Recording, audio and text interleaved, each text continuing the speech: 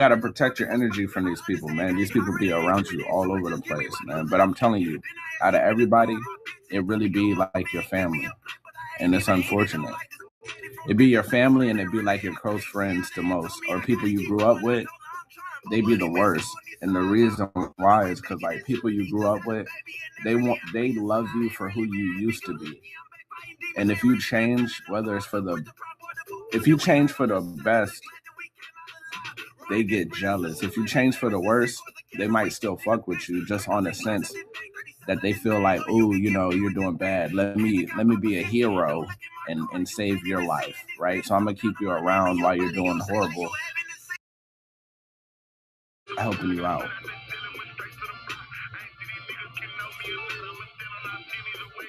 That's how your old friends be. That's why when you successful and you leave and you come back, the people that be plotting on you be people you know. And it might happen, like it might be some strangers that do it, but I promise you, somebody that's involved is somebody you know. You know what I mean? Somebody that you're like, yo, I'm coming back in town, yo, I'm about to go visit my grandma. You know what I mean? And then you show up. Next you know, you at the gas station getting robbed, and you're like, damn, how did these niggas know I was here? Oh, it was that parasite that was that you called to let them know your movements, and now they done set you up, right? Because they never wanted to see you succeed in the first place. You're not supposed to tell people anything. You know what I mean? You're supposed to be real picky with the people you share things with. You know what I mean? Um, your ideas, your thoughts, all these different things, they exist, right? They're real. Like even before you manifest these things in a physical realm, right? Your thoughts are a real thing. They go into the ethers. You think about some shit, that shit goes straight into the ethers, right? And now the way that you manifest that shit into reality is you put energy into it. And the more energy you put into your thoughts, it gives it mass. It makes it denser. And the more dense it becomes, the more it manifests in the physical in front of you, right? Now, the thing about it is if you got these ideas and you give it to other people in a sense of talking to them about your thoughts and your ideas and everything, you're going to fuck around and see like, and you can't figure out what the hell's going on, but you done shared this shit. And now the collective consciousness that you've created between these people that don't even fuck with you are fucking your shit up. You know what I mean? Or if you take a break, fuck around and find out. Or if you take a break from your dream, right? And it was just an idea. Peace, Jazz. Next thing you know, these individuals that you done told your idea are operating on your idea, right? Because once you put it into the ethers, man, somebody's got to grab it. The universe is going to do something with it. And if you ain't doing nothing with it, the universe is going to give it to somebody else, right? And if it just so happens to be your fake best friend working on the same thing as you and you ain't doing nothing, the goddamn universe is going to give it to your fake best friend. I live in solitude life of exactly.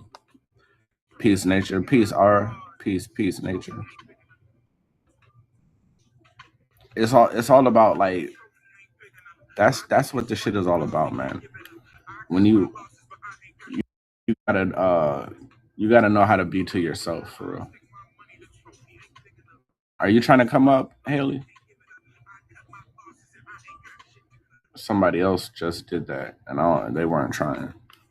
TikTok be trying to set people up. People be just living their own life. Next, you know, they on a panel talking in the background. Ain't nobody know what's going on.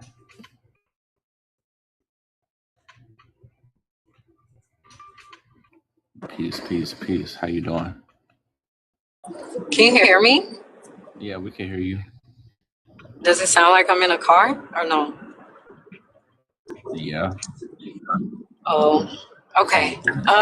Wind blowing. Really? I don't even have the air on or the windows down.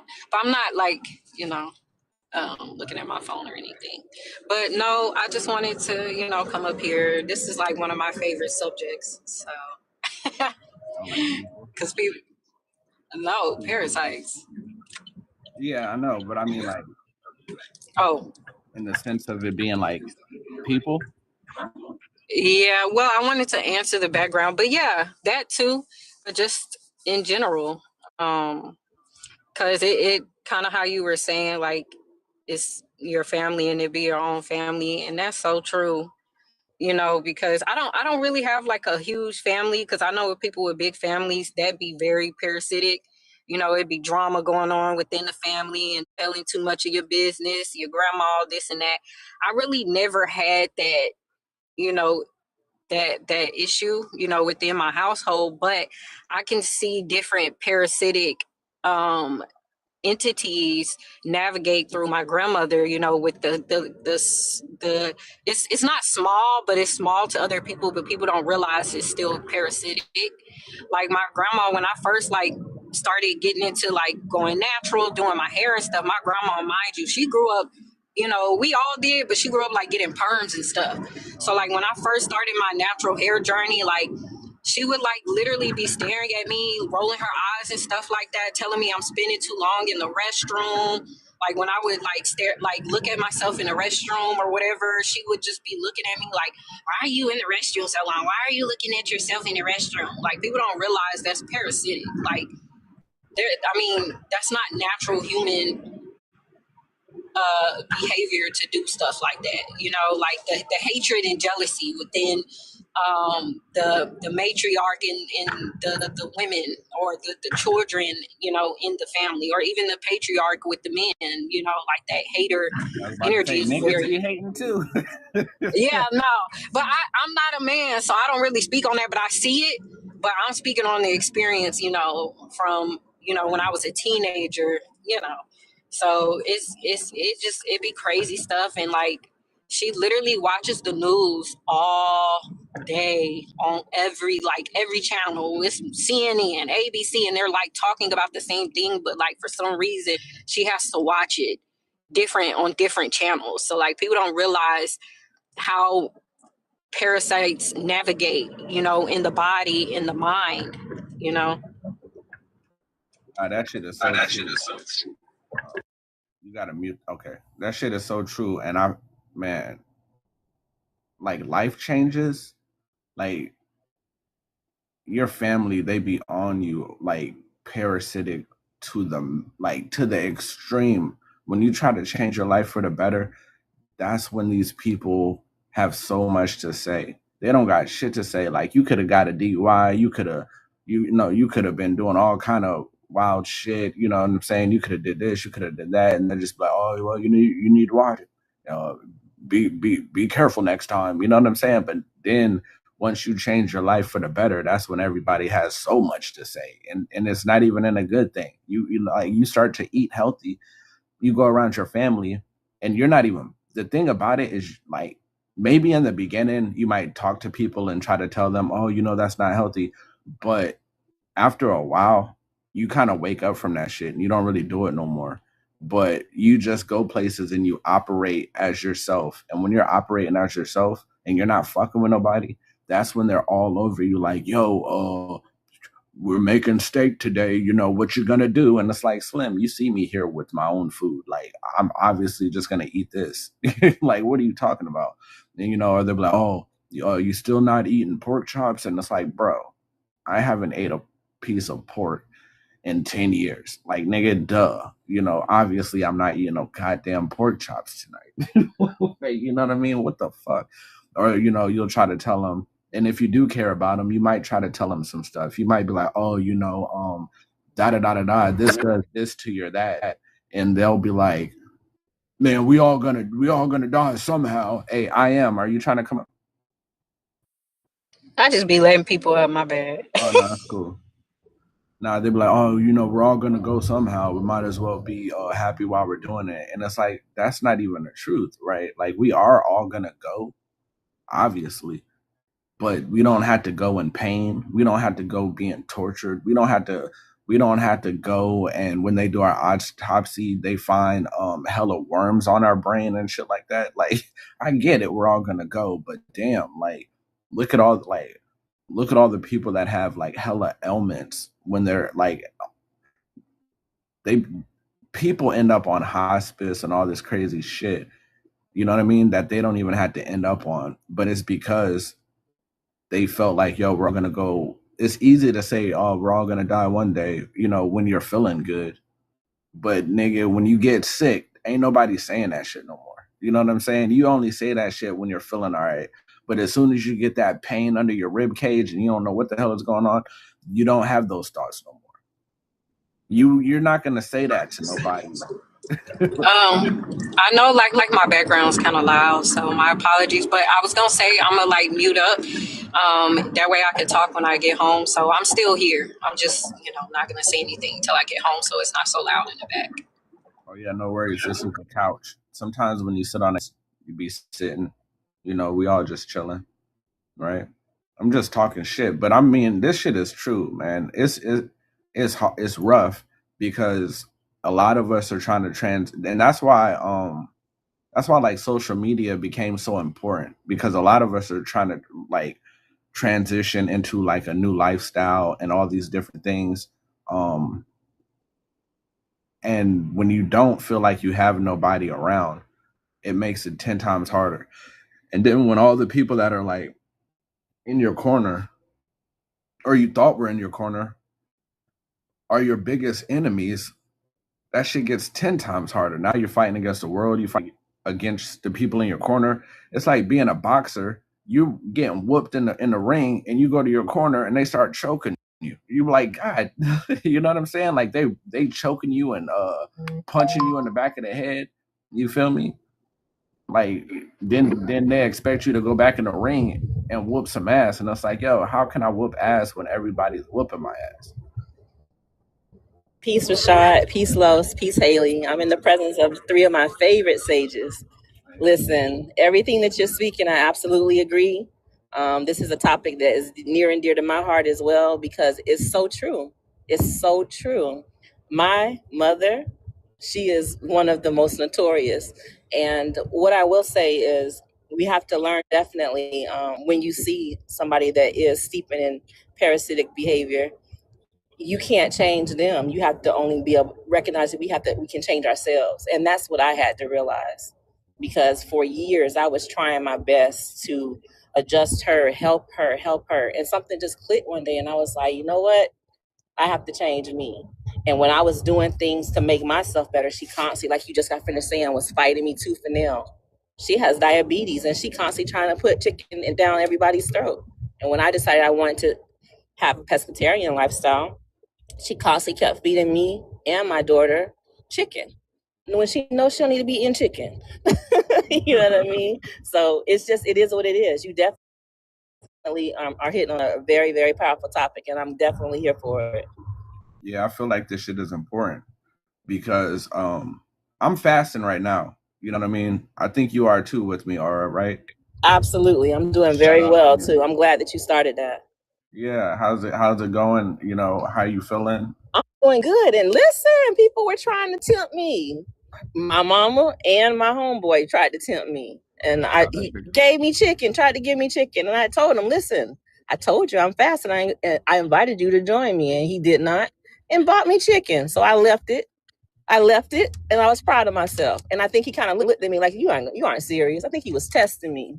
But I stood up, I stood in the paint, and I did well, and I'm proud of myself, and I feel better. You know what I mean? So it's about discipline, and are you dedicated to yourself? That's what it's all about, you know. And the more times people try to test you and you fight it, the stronger and stronger you get. You know what I'm saying? It's like working out your ethics and morals and values. You know what I'm saying? It's like a values workout. You feel me? Because people are gonna keep trying you, and the better you get, the deeper you get into it, the more people are gonna try you. As crazy as it seems, certain people are gonna finally get to the point where they're like, all right, you know, let me leave that shit alone. People might act like my sister. She ain't never been a parasite. I love my sister. Y'all know how I feel about my sister, right? But she's lived a life before. So when I be around her, you know, she used to always help me out. You know, we'd go to family gatherings and she'd like bump me with her shoulder and be like, you know, pull out this tray of stuff and be like, you know, I got you. You know what I'm saying? This is all vegan tray for you right here. So don't let nobody talk you into nothing crazy. You know, you don't have to worry, you know, but we need people like that. But not everybody has that. So we also have to be that for each other. You know what I'm saying? When we know that we're trying to do these things. That's why I was like, yo, instead of me just fasting by myself, let me get on here and tell everybody about it. And then we could reach out to each other if we need any kind of help. And the fast we're doing, ethereal, it's just from the 7th to the 20th, no meat. You know what I mean? But if you don't eat meat already, then you could fast from something else. But also, the fast doesn't have to be food. You know what I mean? It could be TikTok. It could be anything. You know, anything that you feel like is not beneficial to you for real, you can fast from it for these days, from the 7th through the 20th. And if you didn't start on the 7th, from the 10th to the 20th, it's still a crazy good fast. You know what I'm saying? You doing work, right? And the thing about fasting that's so good is like once you stop focusing, like you start to realize how much time you spend focusing on something, right? And then once you take that away, you have to redirect that focus. And then once you start to redirect that focus to something that matters, the amount of success you have and progress you have is unbelievable, because now you're putting that energy into some shit that matters, right? Because if you put energy into bullshit, you don't really see no results. You don't get nothing from it. There's been times where I've been on the live putting energy into it full of bullshit, and then when I go to sleep, I have anxiety because I'm like, yo, what was I doing? What was I talking about? Did I say I said some stupid shit? Who recorded this? Like, is it screen recorded? Damn. Hey man, we all been there, fam. But let me just say, man, peace, what's happening? I ain't mean to cut you off. So my fast, I ain't gonna lie, I'm gonna have to restart because my fast was, I'm trying to quit these blacks and stuff. You feel me? So I'm trying to wean myself off. But soon as I went to work today, every time I leave my station and come back, something missing, fam. You feel me? So I was like, you know what? Let me go ahead and spark up before I choke somebody out of this thing. You did. But nah, man. But I just wanted to touch on the background real quick. One of the parasitical energies that I encounter, it ain't like it's folks tip me with food, but you'll call me an encyclopedia and shit. You know it all. But then they'll come and ask me for something, to tell them something, and I tell them, and then they don't even do nothing. And I'll be like, man, you just wasted your time, my time, a phone call. You knew you weren't gonna do it. So now when people ask me, I just tell them I don't know. I'm just like, I don't know. You got to research it. So they try to shit on you for having the information. Then when they need the information, they come to you for the information. But then when they got the information, they don't do a goddamn thing with it. Not at all. So now I just say, I don't even know, man. Y'all got to Google it. I ain't even about to waste my time. Slim, I think they just do that to hear what you want to say and then to just disagree. Like, it's intentional. It's parasitic. It's intentional. It definitely is. Or like people that are really, really picky and finicky, but they want to like make you like offer a choice and they know they're going to shoot it down. I can't stand that. Like, just go ahead and say what you want to eat from the get-go. Like, don't make me go through like 5 different choices when you know you're going to be like, nah, I don't really want that. I don't want to do this dance with you. I don't want to do the dance. Exactly. They just want to play games.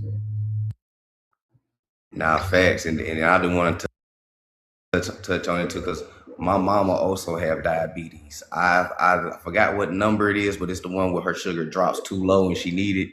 So man, it's like raising a child, man. Like, the doctor told you can't eat X, Y, and Z. But every time I pull over, you know what I'm saying, I pull up on you, man, you got Wendy's, you some chicken nuggets, you know what I'm saying? I'm like, mama, come on now. Oh, man. I was like, mama, come on. She was like, I need something to regulate. I was like, you can eat mangoes and all that. And she was like, I don't like the way it tastes.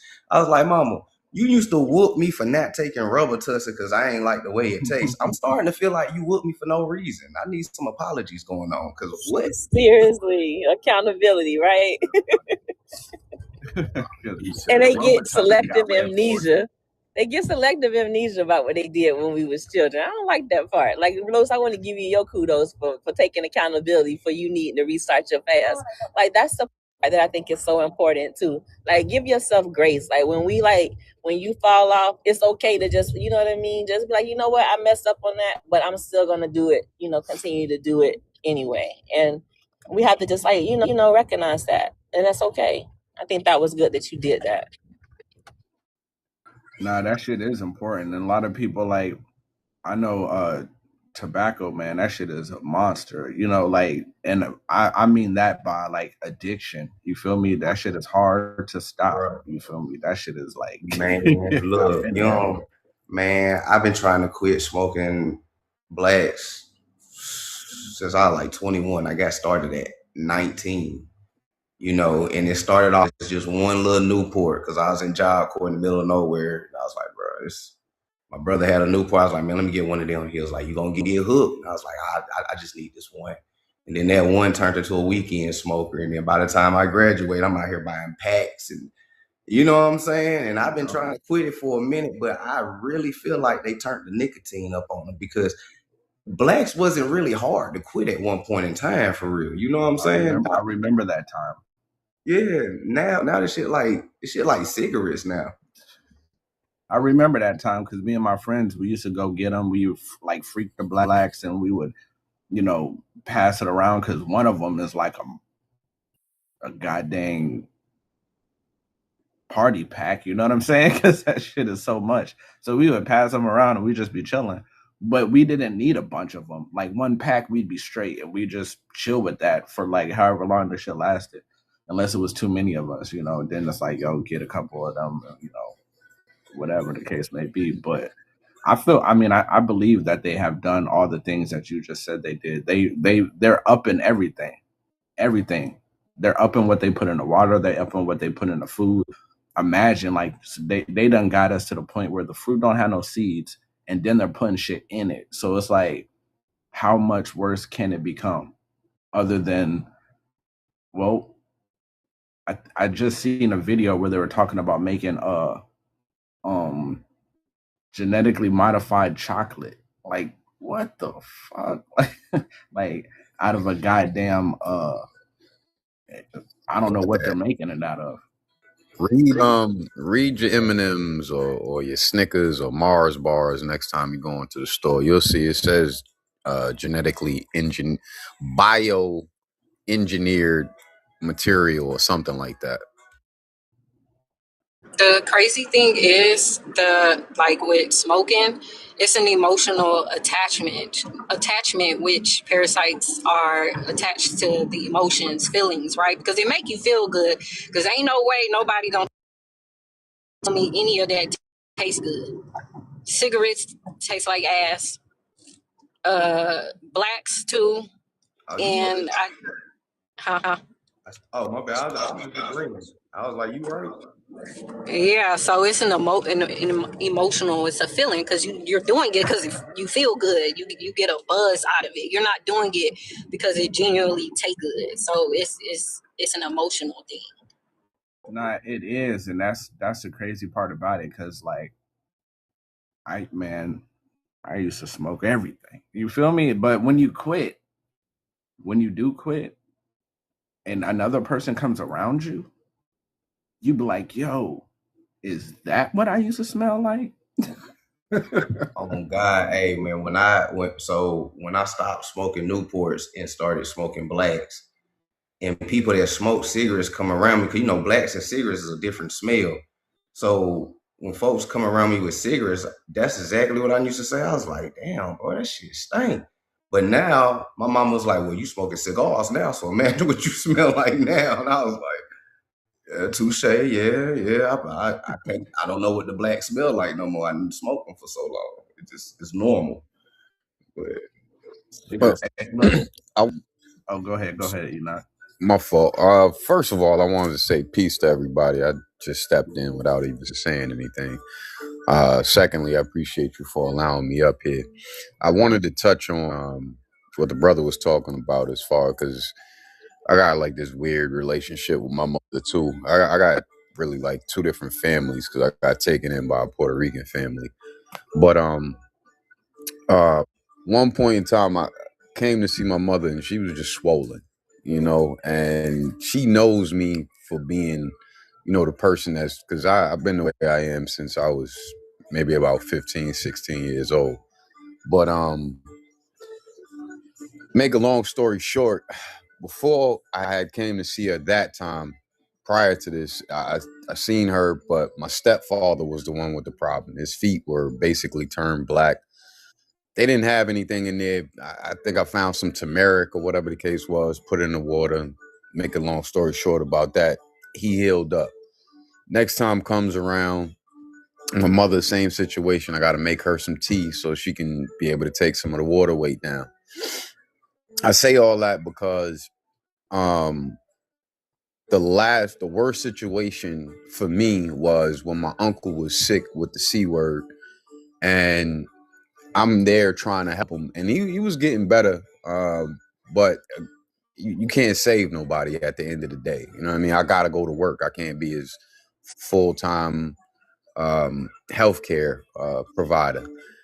So I mean, he ended up passing, but he mainly ended up passing because of the fact that I feel like when you're trying to do something good, parasites or entities, however you want to call it, they communicate with each other. So when you're trying to do something, they're going to find a different way to be able to go about bringing on whatever it is that they're trying to continuously fixate to.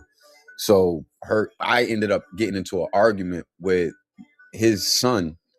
I haven't seen in years because of the fact that I hadn't seen my uncle. But it's like, I'm grown, so we all kind of live our own lives. But it just was weird to me that anytime that I tried to step in to help with stuff that people know, I've never been to, well, I ain't gonna say I've never been to the doctor, but I don't go to the doctor. They don't know me for taking pills or none of that. Like, they know me for being vegan since I was like 18 years old. So it's just crazy to me. Like, it doesn't matter how long you're in a situation or how long you've been who you are, your people gonna be your people. You know what I mean? You just gotta be strong enough to stand, carry that cross, and whenever they need you, just be there, but just don't allow them and whatever they got going on to affect your mindset and cause you not to be able to help.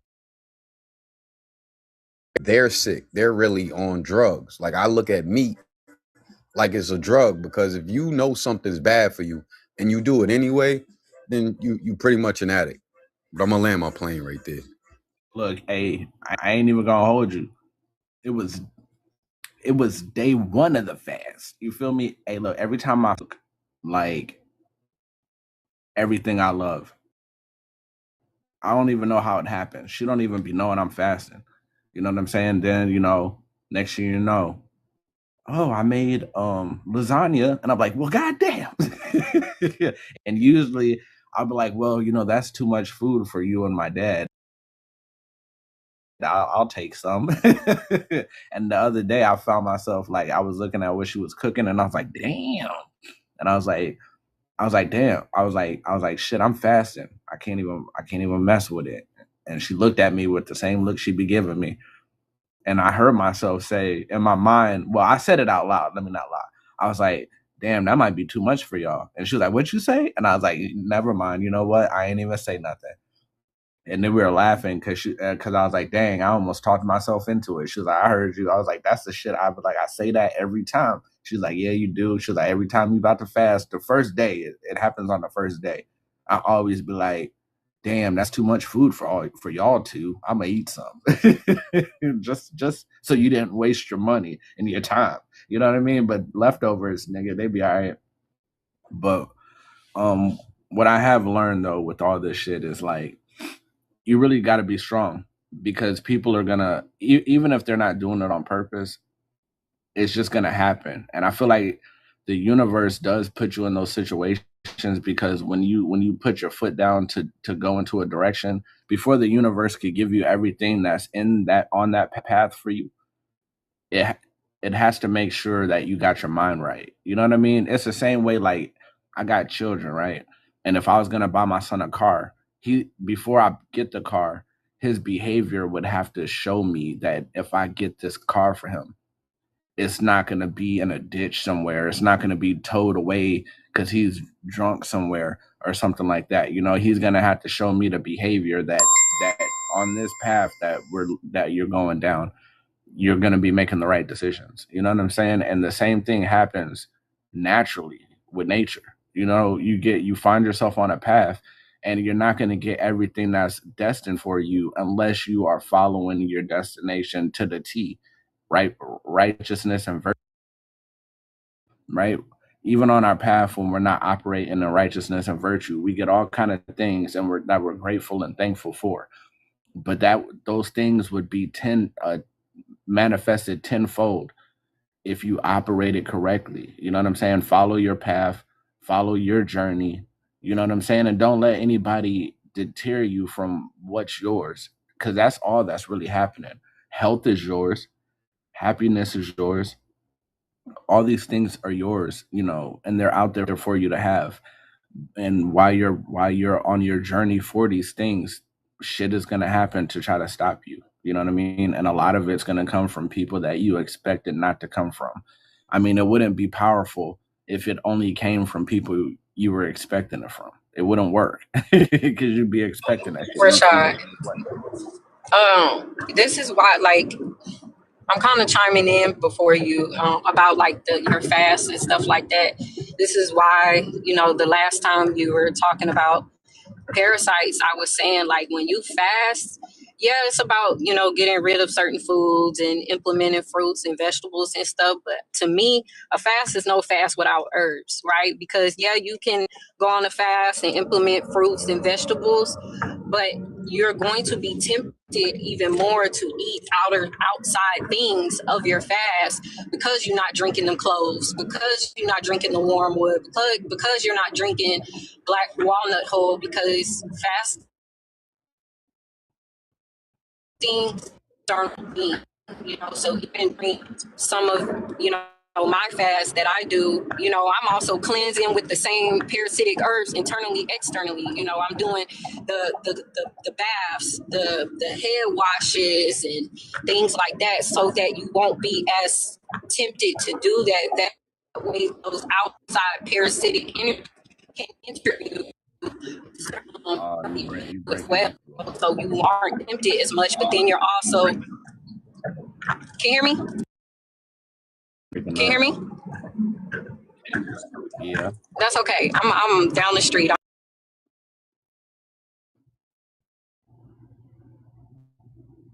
Oh, I guess she's gonna finish it when she get down the street.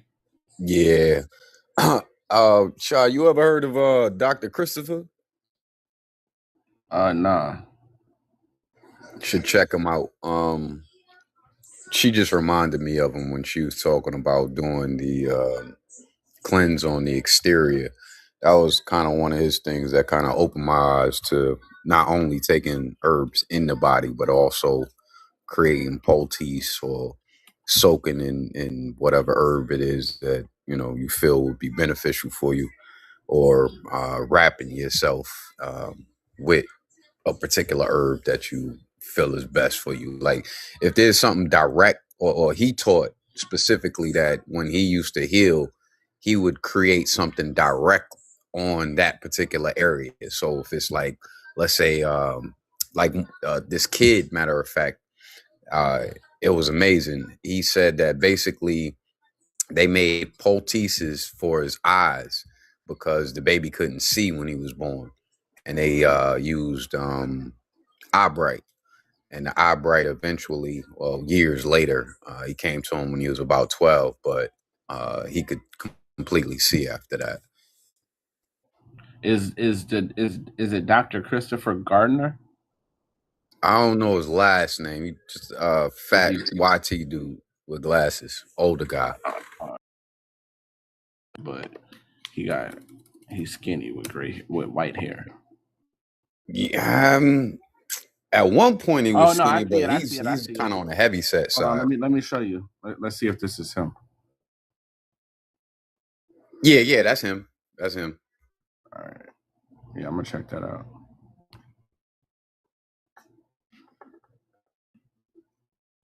Yeah, I was talking about a white guy, Dr. Christopher Gardner, with white hair, but I'm gonna check them both out. We about to get into these Christophers and see what they talking about. Yeah, I look into a lot of different perspectives. I don't think anybody has a a cornerstone on knowledge. So as far as I'm concerned, if you got some sort of perspective and you've been in your craft for a good period of time, I want to hear what you got to say, especially if it's not some everyday Western modern magic mess they got going on. Yeah, the bullshit. Yeah, y'all. I mean, this shit is important, right? There's no way to make yourself better than to make yourself better. You know what I'm saying? And there's no way to make yourself better than to know that it's really up to you. You feel me? There's going to be people around you that can help you, that can benefit you. They have things that you need and you can borrow and use and pay for, or whatever the case may be. But all in all, it really comes down to like, yo, am I going to do this or am I not going to do it? And in reality, you just needed to do it. You feel me? Um, there's nothing else to it, right? That's why I was like, yo, we could talk about a lot of stuff, but we had to do this shit, right? So that's why I'd be trying to show y'all like, oh, I talk about gardening, but I'm doing it. I talk about healing, so let's fast, right? Because I don't want it to be like just a talking kind of thing. Because the world is I say it's changing because I really think that a lot of the shit that's happening in the world has been happening for a long time. And I think that the past is really very similar to what's going on right now. And we just think that it's different because they found a weird way to make us think it happened a long time ago. But in reality, a lot of shit is very recent. You know what I mean? But with that being said, when it comes to the food though, the food, the water, the air, that shit is progressively getting worse and worse and worse.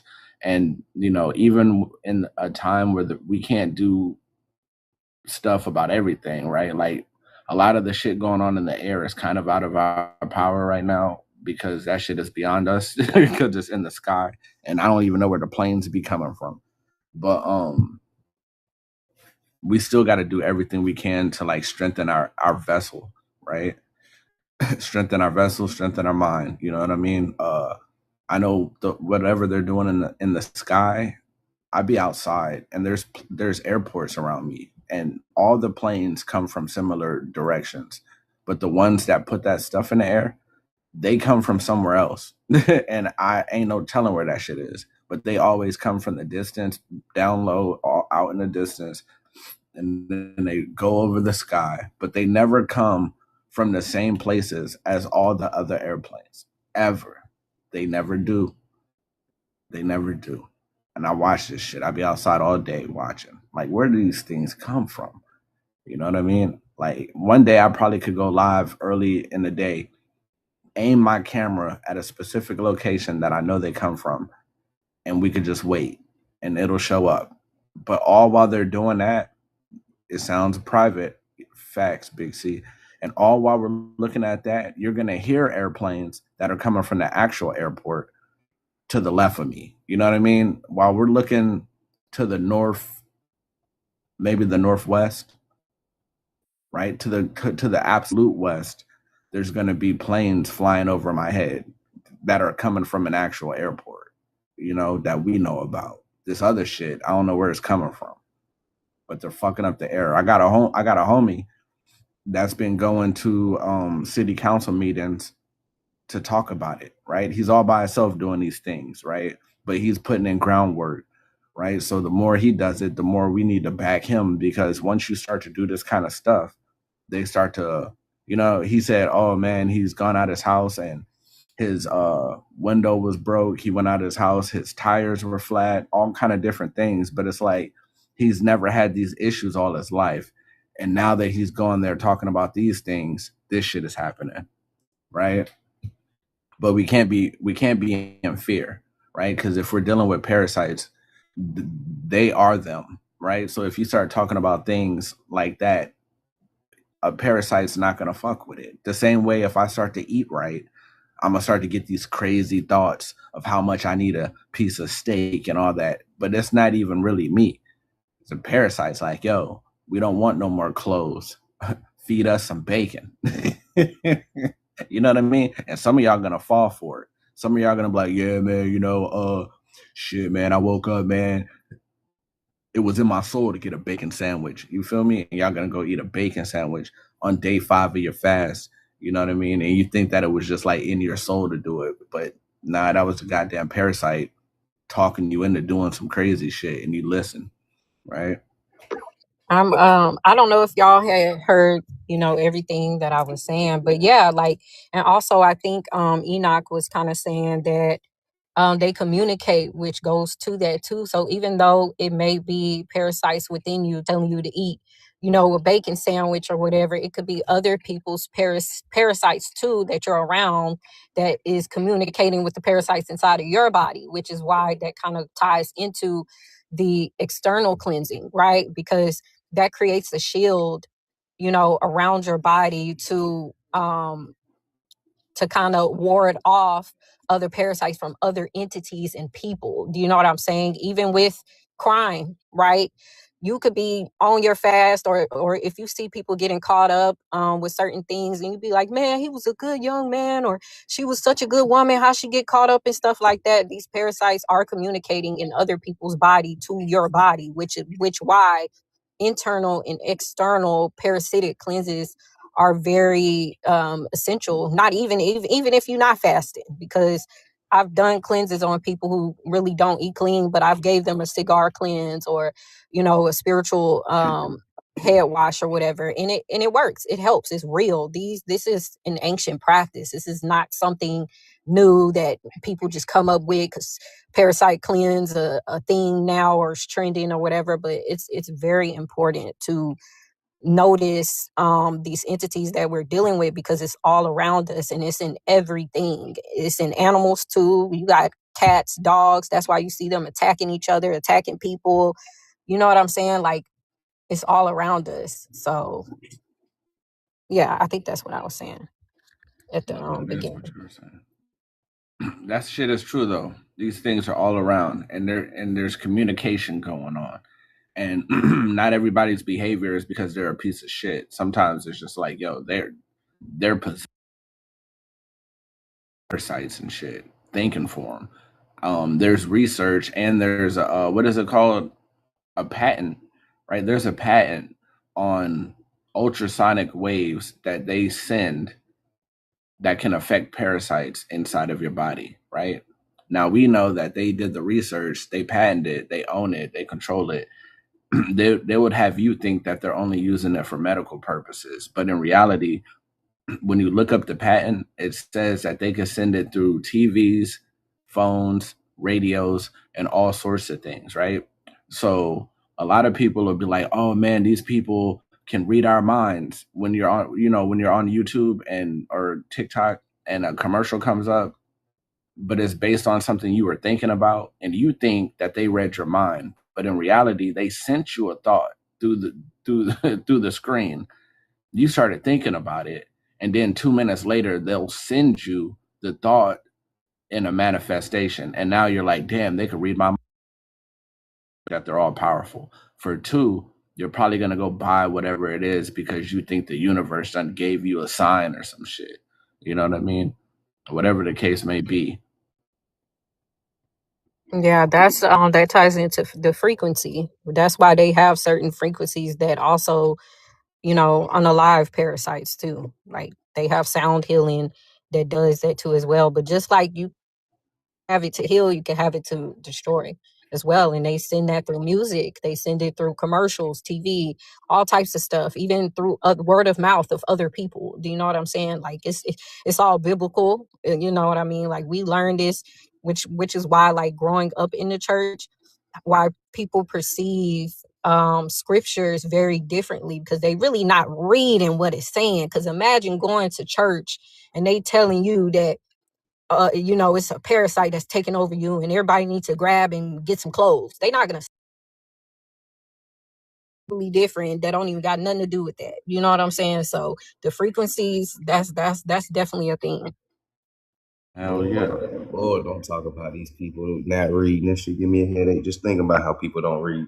But I want to say, if y'all are interested, here's something also that I noticed too, because I'm a big horror movie fan. I ain't gonna lie, like I love horror movies. But if you research the 5 stages of demon possession, it is actually the same stages of parasitical invasion of your body. It is, infestation, body control, all of that. So what if a demon that's in the Bible ain't nothing, just a bunch of parasites that inhabit somebody, and this is why they would fast at certain times and eat certain things and whoop-de whoop whoop, and those who didn't do that and they lived an unclean life, then parasite slash demon inhabit you and you're not acting like yourself. So, I kind of noticed that to be interesting when I watch horror movies and stuff. Hell yeah, I ain't never seen that movie, but I'm in 100% agreement. You know what I mean? I ain't gonna lie. I wrote about that shit. I wrote about that. You know what I mean? Because when I was doing my research and hanging out with David and we reading the Bible and shit, I was like, yo, man, I think the Bible is talking about like killing parasites.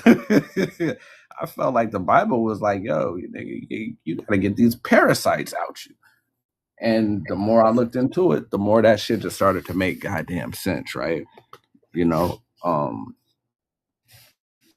parasites, we just put the etymology up of parasite, right? It forms no technical group of animals, right? Because all these different classes and orders up to vertebrates can be parasitic, right? But possess, to occupy, inhabit, to have and hold, right? In one's control, right? To master it. And then I started talking about Toxoplasma gondii, right? Which gets into a rodent's amygdala and induces epigenetic changes and makes the rodent not want to not have that aversion to cats, right? So now the rodent is going around cats and getting tore up, but it's because the parasite made it do it.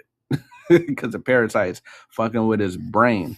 But it also leads to schizophrenia and these different things like that, because when it gets into humans, it fucks with your brain too. I was just Right? about to mention the schizophrenia. Oh yeah, for sure, right? So it gets in your brain and it fucks with you too, right? But what part was I talking about? Hold on. Oh, right. Revelation. And he laid hold on the dragon, that old serpent, Satan, right? The old serpent, right? Then you get into a parasite, right? And any inflammatory spread and skin condition, right? Because at one time the condition was not distinguished into specific diseases, right? But it's to creep, right? To creep. It's a serpent. You feel me? That old serpent, Satan, that old serpent, right? The creeping thing. And I was like, yo, this shit is just getting deeper and deeper and deeper and deeper. And that's when I got into the what a parasite is. Then that's when I got into possession, right? And it's to occupy. Then I was like, oh shit, so these parasites occupy you, right? That means you're possessed. You're possessed by the devil because you're possessed by that serpent or Satan. You know what I mean? It's no difference. A parasite infection is a satanic possession. You know what I mean? You're the host of the devil. You let him in. That's why, and in so many different ways, they've been telling y'all that. You know what I mean? In so many different ways, they've been trying to say these things, right? Like, hold on, right? When they talk about how when they came here, they found all these very welcoming people. To this day, we invite people to the cookout, right? As soon as somebody does anything, it don't even have to be magnificent. It could just be half-ass bullshit. And we'd be like, oh, you invited to the cookout. Oh, yeah, come to the cookout. And it's like, you see a white boy tap dancing offbeat. And, oh, that nigga tried. Come to the cookout. You know what I mean? That's like, God damn. But that's how you get parasites. You become a welcoming host. You feel me? And the parasites are not just in you, they're outside of you, right? So the way that you're welcoming these parasites is by being a goddamn welcoming individual. And you become the host to parasites, right? Y'all deal with it. They call you on the phone. They don't never have no good shit to say. Every time they call you, it's some bullshit. Like, oh man, let me tell you what blah blah blah said. Let me tell you about this. I'm like, God dang. Like, do you ever have any good news? Right? They'll hit you up and be like, yo, don't tell nobody. Nigga, if I'm not supposed to tell nobody, then you shouldn't even be telling me. So And the parasites are vampires. You have to invite them. yes. Pretty much. You do have to invite them in. That's you got it. Like, so the ones that are in the food, you have to be a good host and invite You're them in by willingly eating them. Say that again. You willingly eating them. Exactly. You're being a good host. You let them in, and then not only are you a good host by letting them in, you continue to eat the shit that they like. So you feed them. You make them stronger. Then they have babies, and you feed their babies, and you just keep the thing going. And now they have a whole colony inside of you, and you're hosting it. You're hosting a party. They're having a party in your guts, and you're hosting it. You know, we what I mean? saw wanted in to real say this. time example of this with Mr. Tenderism and the smokehouse destination situation. If everybody obviously is familiar with it, and we all galvanized around this brother, Walter Johnson, and pretty much we know the playbook. And Rashaud, when you mentioned about us welcoming people to the cookout, this is something that we do constantly. You're so right about that. But knowing the playbook, we saw what was happening, and somebody jumped in and beat old cat to the punch. But you saw him leeching on to Mr. Johnson and trying to literally take the thing that he clearly had the rights to. And so I love that you're speaking on this, because this is something that we definitely have going on with us as a people. Exactly. Look, every book that I've ever read about anything that matters, like when it comes to magic, when it comes to doing like works on healing yourself and all these things, and I'm talking about like esoteric alchemy and all that kind of shit, Gnosticism. Another condition is to isolate yourself from human beings, to shelter yourself from the sunrise and the sunlight, and not to be visited by anybody except those who have good intentions. Trustworthy, not belittling or scorning the ugly, astounding and forceful effects of the astrological spiritual powers, right? This is the kind of shit that you have to do when you're trying to get your life right. There's a lot of shit you have to avoid. And a lot of times people can't, there's a lot of stuff you have to avoid. And a lot of times people can't avoid these things because it shows up as your friends and it shows up as your family and you're not aware. You know what I mean? And you're just trying to love people. You're just trying to be welcoming and loving and friendly and all that stuff. But it's like, yo, to what extent, right? To the detriment of yourself. When do you stop? Go ahead. Solitude. My fault. Solitude. A lot of people is not comfortable with solitude. Solitude is another form of detoxing. You know what I'm saying? And because of how this world and social norms are, and trust me, I love solitude to the point people think I'm antisocial, but how this world is, if you don't interact, you don't go to club, you ain't sociable, something wrong with you or whatever. But I see it totally different. Y'all always want to be around each other. All y'all toxic, y'all sharing parasites, because that's what you go to the club, everybody sweating, bumping on each other. You ain't got to eat nothing for a parasite to get on. You did. But solitude, man, and the Bible and the Torah, everybody, it speaks on solitude, peace be still, et cetera, et cetera. This is how you reach, what I'm saying, different stages of enlightenment. You ain't got to be in the house 24/7. It's, of course not. But, if just like how y'all are in a fast and that there's certain in your life that's not going to respect that, keep that distance until your fast over with. You respect the solitude. You got to and they got to. That's the only way it's gonna work. Detoxing. I wanted came up here to to say. I was about to say I'm about to drop and I'll be right back. That's it. I'll be right back. I came up here to say, like, because I was agreeing, because as a Haitian who was born in Haiti, because we walk barefoot, tree is lush, so they make us drink bitter tea every night you have to drink tea so they can deworm you, because everybody in Haiti will get worms if you don't do that. And then, but I remember being young when people used to get on your nerves, they used to call you parasites, a worm. They'd be like, "Oh, stop being a worm Damn. up my butt." And then, so if you acting bad, Wow. they should be like, it's them worms that's inside of you that's poking. So it's making sense. It is. It is because these things can affect your behavior. Like it's not even a game. Like they can change the genetic makeup in your brain. They can affect your behavior. They can send out whatever kind of weird ass signals parasites be sending out and alter your thoughts and all these things. This shit is not like it sounds crazy, but it's not. I mean, this shit is really happening. And then like just the Toxoplasma gondii, the one that we just read about, right? The fact that it can go into a mouse's or a rat's amygdala, which is in this brain, affect genetics and make it change completely from being scared of cats to going around them just so that the cat can eat it because the parasite really wants to be in the cat, not the mouse.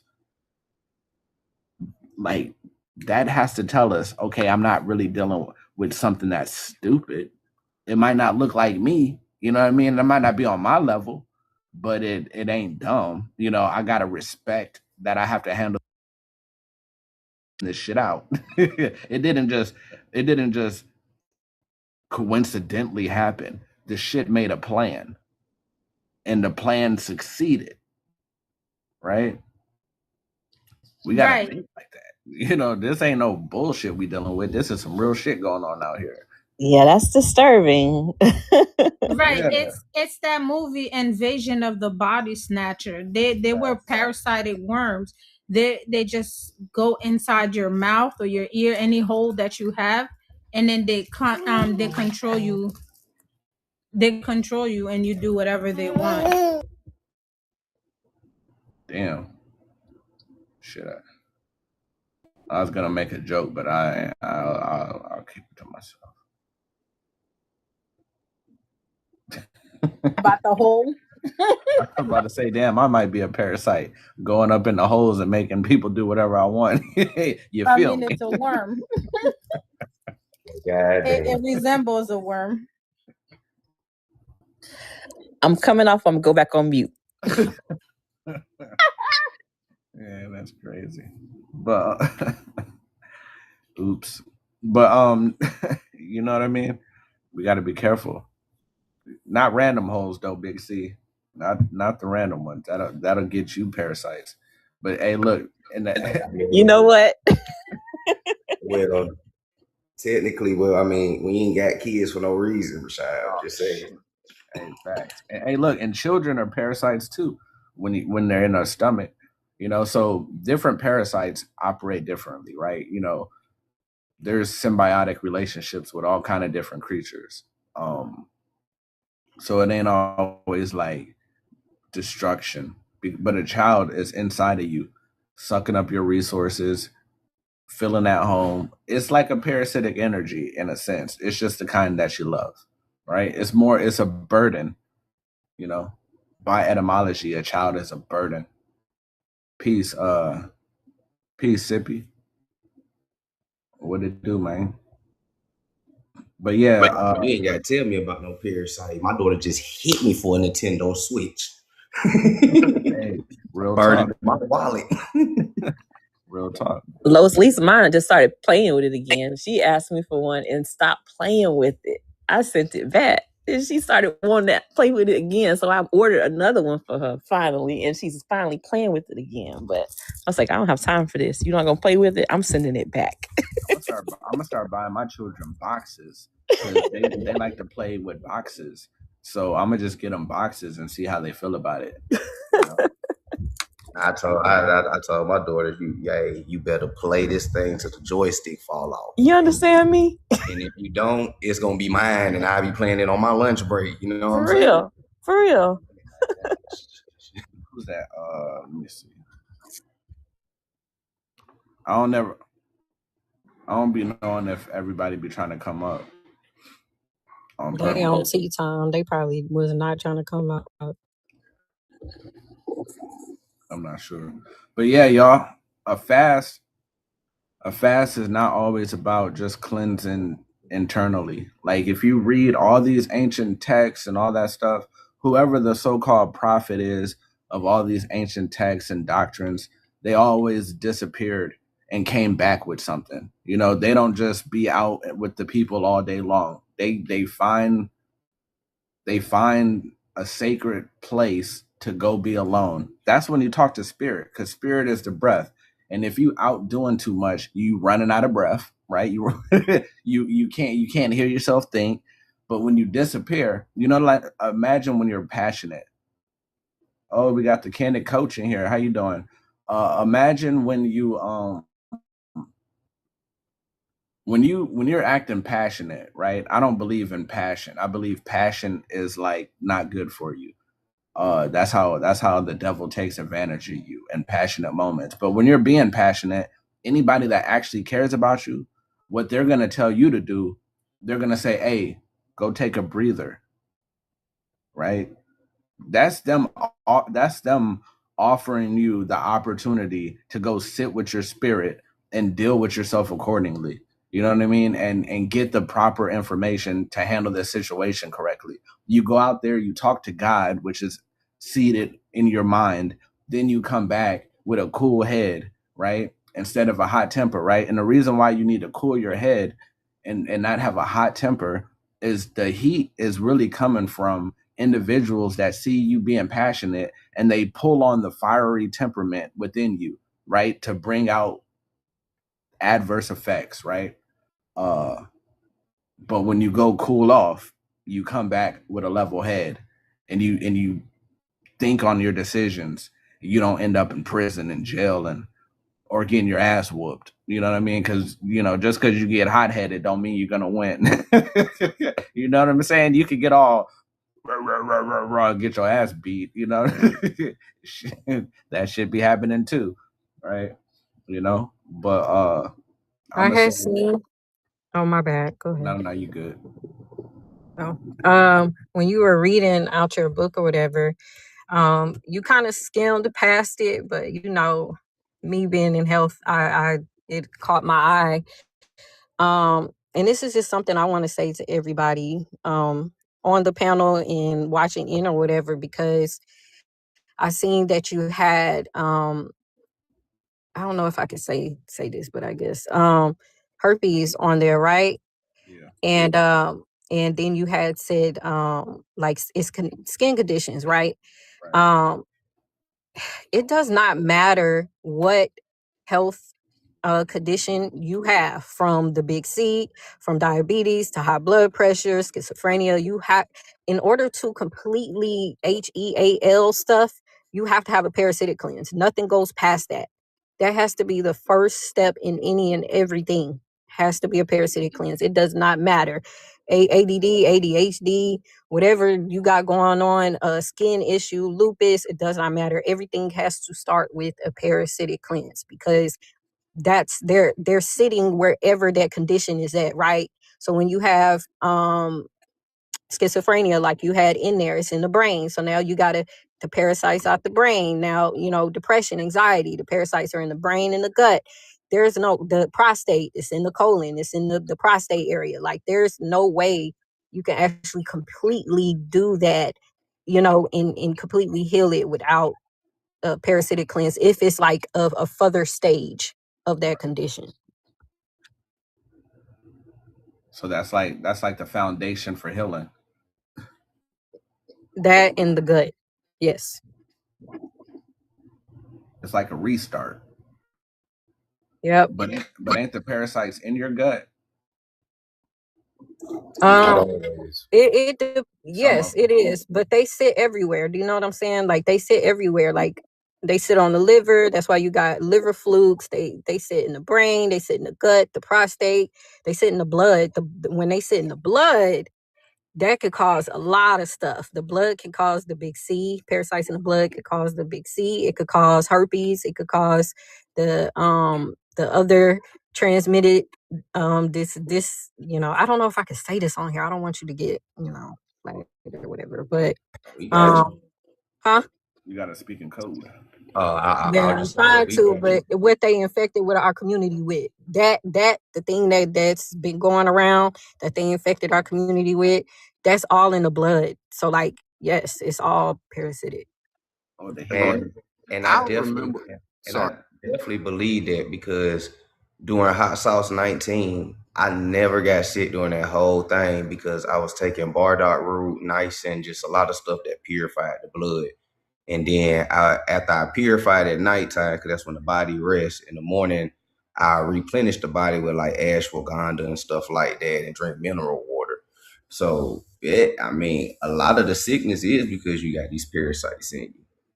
And purifying the blood and blood detoxing is just as important as your gut health. For those who don't know, because all your blood go to your brain. Yeah. Well, I was going to say, I kind of think it's a theory of mine as to why it is that dandelions grow so much. Because it is one of the best purifiers for the blood. And it's literally everywhere. There's no place that you can't go that you're not going to find dandelion just growing up out of the concrete. So, like we were speaking about the other day, how things grow up around you that you actually need. That's the most important thing to do for any human being, then why wouldn't that be the main thing that you would see as far as herbs are concerned? Yeah, definitely. And that's one of the biggest things is cleansing the blood too. But like doing the parasitic cleanse and then cleansing the blood is very, very vital. Like, I mean, you kind of have to, soursop is good for that too. A lot of people kind of overlook that for a blood cleanser, but soursop beef is good for that. Burdock, yellow dock, stuff like that.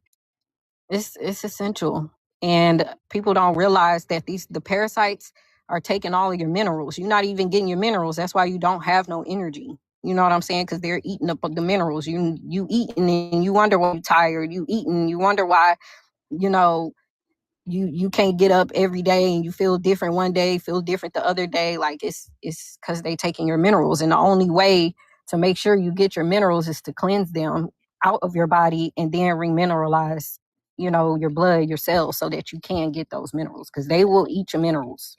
But you saying people be spending 30 minutes preparing a pork chop meal just to feed the parasites, and then they be wondering why they still want to eat something? Steak too. People be heavy on the steak. They be like, oh, this red meat, this iron. You're not eating that, babes. That's not giving you iron. It's not. It's giving the parasites iron. They're eating that. That's how they survive. Just how you were saying, they survive off the food that you're feeding them. You're not really getting those minerals. Being vegan don't mean that you don't have parasites. Correct. Eating strawberries, correct. strawberry, unless you really clean them thoroughly, you're getting parasites from them.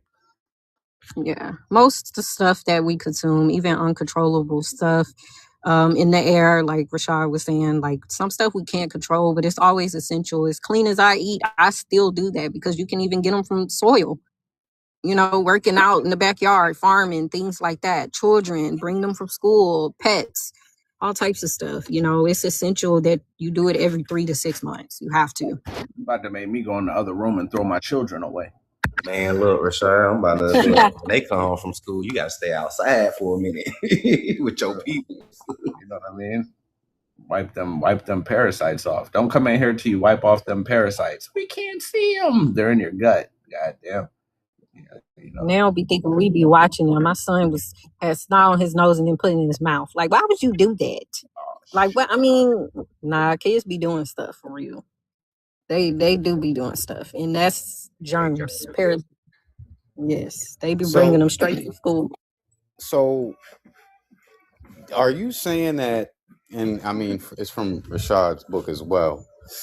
If a parasite was to happen to get into a person, then this could potentially change their behavior. Correct? 100%. So, would it be possible to use the argument that the parasite made me do it? Man, That's the devil. That's the devil they're talking about. The devil made you do it. I don't think the judge gonna go for that. That nigga parasite himself. He gonna be like, we ain't make you do nothing. Hell yeah, gotta get some Yeah, of that wormwood. the salt addiction. If you crave anything salty or you want something salt, because that's what they were saying about the snot. But I'm sure my son was dehydrated, but it's just dehydration. When you crave salt, you dehydrated. That's all it is. If you're craving salt, you dehydrated. I thought it Yes, you was need the to. sugar for the parasites.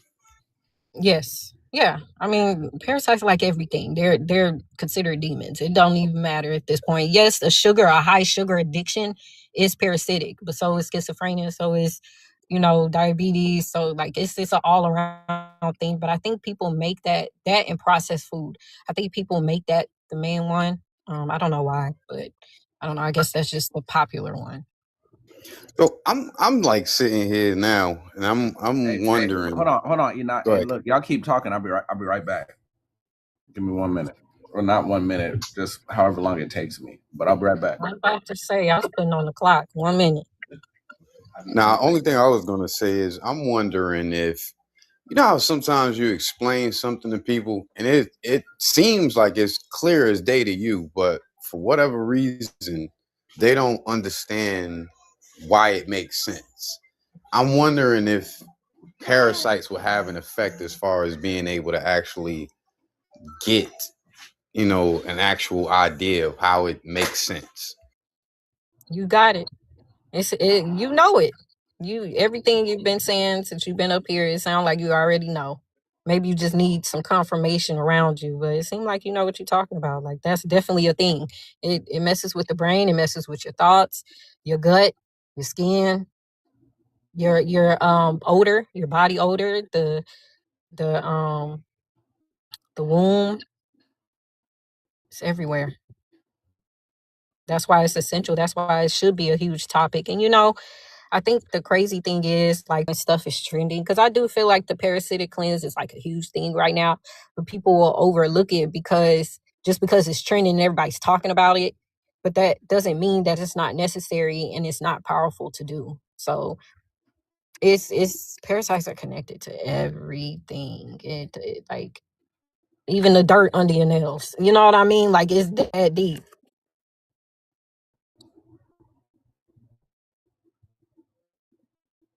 I love that you're speaking on this, Haley, because in the field of medicine, there are so many things that are left lingering, and just a Band-Aid is put on a gushing wound instead of just taking care of the wound. In the case of herpes, you literally have people being treated with antivirals. And if we're talking about it being a parasite, then the whole therapy that's being used to treat it should be completely changed. But the first line therapy for herpes is antivirals. So when you're looking at that from a medical stance, it's really something that should be addressed. But you have healthcare professionals that are prescribing valcyclovir, acyclovir, which are antivirals for this condition, and they say it's not curable. And so that's something that is really significant, and that's why it's so important to look into the holistic healing. I love what we're speaking about right now because it's so integral. Yes, I love that. I'm glad that you mentioned that particular disease because it's actually very easy to HEAL. Mm-hmm. So what they do Which is one? I missed it. Which one's easy? Herpes. Oh, okay. But in the medical field, they say it's not curable and it's treated with antivirals. But if we're talking about it not being a virus, then the whole first line therapy that's being used to quote unquote treat this is wrong. But across the medical field, the first line therapy for that is valcyclovir, which is known as Valtrex. So you have people with a condition that they keep for years. They say you're stuck with this for the rest of your life. The virus lives dormant in your cells forever. So you have to treat the symptoms. But really what we're seeing is you are allowing people to be stuck with this for their entire life, and you're putting a Band-Aid on a gushing wound instead of just wiping it out if you know what it really is due to. And so what we're talking about right now, these parasites, this is a huge thing. And you know what they do when they test people for stuff like that? They're looking at the blood and they're looking at the parasite in it, right? Because they have connected herpes with and eczema together, right? Or Mhm. any skin condition, right? Because it's the same parasite and the blood looks the same. So if you can HEAL eczema, you could do that also with herpes because you're treating them at the same time, you know, which is why they be having outbreaks because it's in the skin. Do you know what I'm saying? Like it's a skin thing. But I think a lot of issues that I've seen, you know, is that what's the word? Like is it abstaining from I don't know, sex, like people can't do that because if you have it and then the person that you're with and you taking your parasite cleanse, but you can't abstain from that, you're just going to keep getting it. Like it's not going to go anywhere. So that's people issue to me. Like once you Because it's start, transmitted through the mucous membranes and the bodily fluids. right, exactly. I was thinking that honestly with the 19 thing, like anybody who took that jab, if you messing around with them, you have liability of getting that jab in you. About that too. I thought about like that shit shedding off people somehow, and you getting it just fucking around, like being around people.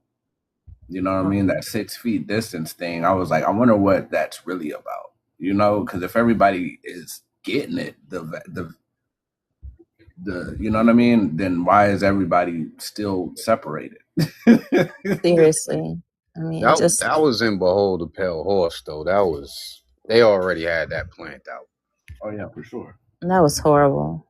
And I had people asking me about it, and they were like saying, "Are you?" Because like again, like I'm a pharmacist, and I had to do vaccinations for that, and I feel like bad about it because they made us feel like we were protecting people by vaccinating them, but then you literally have people still having this thing happen, and you have people getting all these different boosters and things down the line. There's nothing that's been like that across the board ever. And when you look at Tuskegee and things like that, I wasn't ever given a specific vial for this clientele of people and this vial for this clientele of people. But I learned down the line that literally they had certain batches go to certain socioeconomic groups in the town. So they had ways of doing things that was unbeknownst to the people that they were using to do the things. And when I really look at the grand scheme of things, it doesn't sit right with me and my spirit. And I know that that's why I don't feel comfortable really practicing like I used to anymore. And spirit is guiding me more to herbal healing. And I'm grateful that it's just been that way. Sometimes you just have, spirit has a way of moving you to what your true purpose is.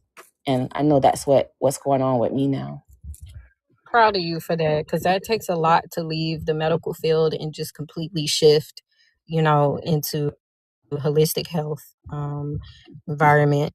And even with that being said about the 19, you can actually get that out too with a heavy metal detox. So if y'all know anybody that got it, or like you weren't, you know, in the space that you were in at that time, or you had to do it, you know, because of your job, just do a heavy metal detox. Peace, everyone. Peace. Peace, Copper. I actually, Aurora, I talked about that the other day about how different zip codes, certain medicines go to different zip codes. I actually taught my family more than 30 years ago to never go to any pharmacy within the city or any quote unquote hood or and I'm not degrading anybody, y'all, or ghetto, what we call ghetto neighborhoods. Even if you live there, is what I'm saying. So if you live in those neighborhoods, never go to those pharmacies because they do not send the best of the medications to them. You want to go to the suburbs and get your medications. But I came up to say this, when the C-19 originally happened, and they first started talking about the hokey pokey, I immediately told all of my family members not to take the hokey pokey, because if you lay down with someone, yes, Los, if you lay down with someone who got the hokey pokey, you will, without a shadow of a doubt, you will be hokey pokeyed just through laying down with them. I'm trying to keep my words clean. And so, no one believed me. All my family thought I was, crazy. No one believed me.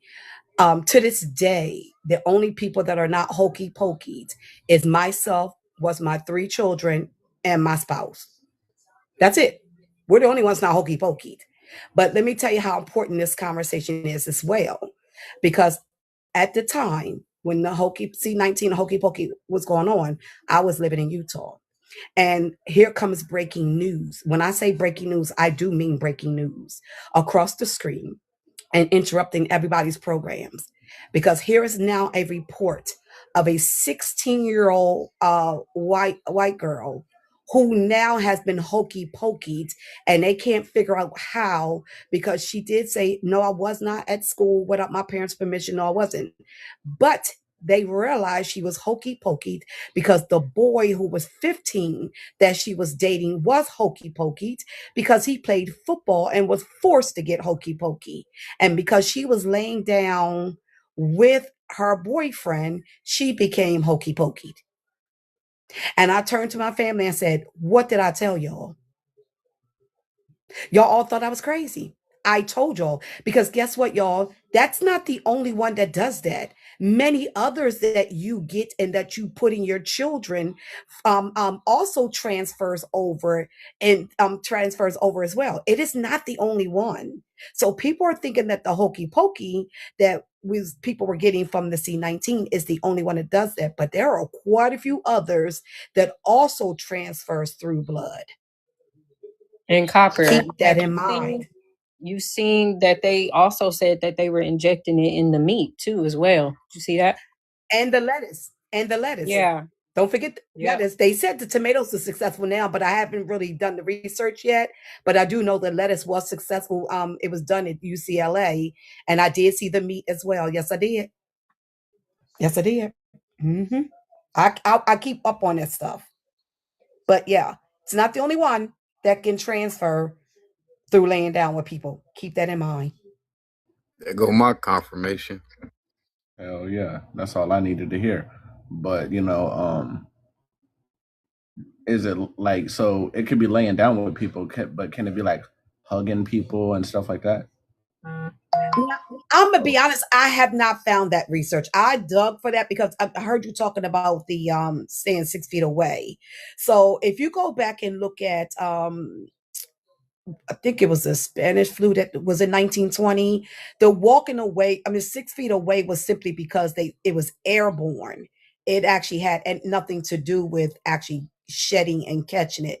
But I didn't find that in my research. I'm gonna be honest with you. I didn't. I did search for that as well because people thought hugging and touching caused you to get it as well, but I don't really think so. I didn't find anything in research. The only thing I found is that you can actually get C-19 if someone coughed on you, sneezed on you, and things of that nature, which is why they did the 6 feet apart. So everything we did in 2020 isn't a direct result and reflect of what happened in 1920. So that wearing the face mask, staying 6 feet apart, being quarantined, all of that was done in the 1920s. Like it's an exact repeat of what happened in the 1920s. Yeah, I was So going if to you say, go back and look at that, would you sorry, I say, didn't mean to Lois? cut you off. I No, go ahead. was about to say, because at one time, like stuff like the FLU and stuff like that, we used to have these sunrooms because that's how you were cured. But when they got rid of the sunrooms and everything, that's when they start creating these vacs. You did, and that's why I said in the comments, like the FLU shot was the first one that, like we're gonna test it to see if this gonna work. You know what I'm saying? When they did it, that shit worked back then. It was like probably like 1940s to 60s range or whatever, around that time. And then notice how now that shot, it ain't even a thing or being advertised no more. Now it's, Hot Sauce 19, which is just a more aggressive FLU. You know what I'm saying? They turned it up a little bit on you. You're correct. That is absolutely correct. That is the. I was actually commenting. I never sent the send button to you, but that's why also, if you paid attention, Trump said by the summer you're not going to see it or hear about it anymore because he understood the heat is what unalives it, which is why they gave it to us in the winter. If you pay attention, they gave it to us in the winter because technically it was November 2019 when they first introduced it. People didn't start getting sick until February and March of 2020. So, and that's why he made that statement that spring, come summer, you're not going to hear about it, see about it, or anything, be affected by it. They was trying to keep people on that tight rein because they was trying to push the hokey pokey, but they knew that heat unalives it. So yeah, although they got rid of those sunrooms, like Lo said, they still knew the summer was coming, and that summer was going to knock it off. And they was hoping that it didn't, which is why they partially opened things back up so that people can continue to be around each other and continue to be affected. What really rubbed So me they the knew what wrong they way were doing. being in the field, they made it seem scarce, even though we had a substantial supply. And then it was like they were like, well, you can only get it if you have this. You can only get it if you have that. And it's this group that can have it and this group that can have it. And then after a while, it was like we was trying to give it away. And I was like, something's not right about this. It just really rubbed me the wrong way. I was like, this is giving me a really, really bad feeling. And I just was like, this don't sit right with my spirit. I didn't like it. I didn't like it at all. They were handing it out. Like, if you come get it, we'll give you a chicken sandwich. Remember that? Yeah, it's crazy. I almost forgot about that. I was going to say, I personally think it was twofold because, us as conscious people, we're a little bit more bold, and I didn't believe in it like that. So when Georgia opened up, I ended up just traveling down there, me and the kids. And all along the 95, it was nothing but construction. So I personally feel like, yeah, that might have been around, but I think there was another part to it as far as trying to make sure that they put up this new infrastructure. I don't think they could have all of the people on the roads that they would have had to have in order for them to be able to do the work that they need to do. Because like I said, it was construction all over like the entire 95 was nothing but construction. Nobody was on it because, everybody locked down. But as far as the construction, it was from all the way. I'm in Connecticut. So picture all the way from Connecticut, driving all the way down to Georgia to see nothing but construction. So I think it was 5G radiation as well. Oh, it definitely was that. I too drove from when I went home because my son ended up passing in 2020, but not from the C19. But I ended up driving all the way down to Virginia, and you're right, they were doing it from Delaware to Virginia as well, and I was deep in Virginia. So yes, you're right. They was doing a lot of construction along these highways. I seen it firsthand. They didn't start doing it in Utah at that time until about 2022. But by that time, or 2023, our governor, who didn't play those games, he was out of office. But I agree with you because I've seen it firsthand myself along 95. I've seen the towers that are disguised as trees. Yes, those. They got one about like 2 miles from where I live. And I was driving by. It's right by a church. I was like, that's crazy. That makes so much sense that they'd put that right there by the church. Those people don't pay attention to goddamn things. Not even in church. That's the truth. I wouldn't put past hugging and touching people. Like I'm not gonna put past nothing when it comes to that, because who's to even say, you know, that the chemicals that is creating, you know, or that created the jab isn't something that they spray in the air, which is why you end up sick. You got allergies and you ain't never had it before. Like, it's just one of those things that, I mean, we can't, it's dark. So you can't really just put anything past that. But I do feel like it could probably, like, depend on your health state too as well. You know what I'm saying? Like, if you really take care of your body and, you know, you detox and stuff like that, you probably won't, you know, be as much as an open vessel as other people would who don't pay attention to stuff like that.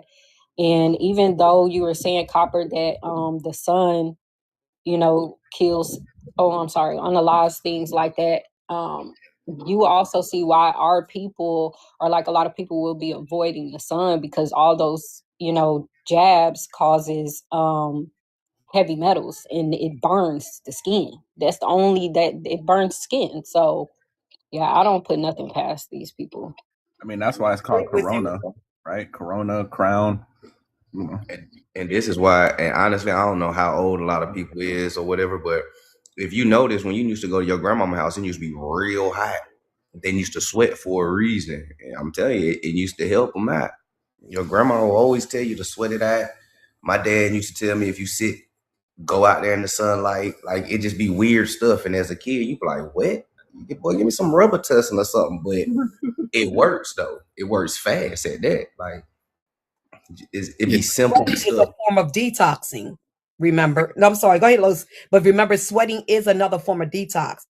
People think it's all about taking pills or herbs and things like that, but no, sweating is a form of detoxing, and sweating also detox the lymphatic system too. So that's why they did that. That's why they believed in sweating.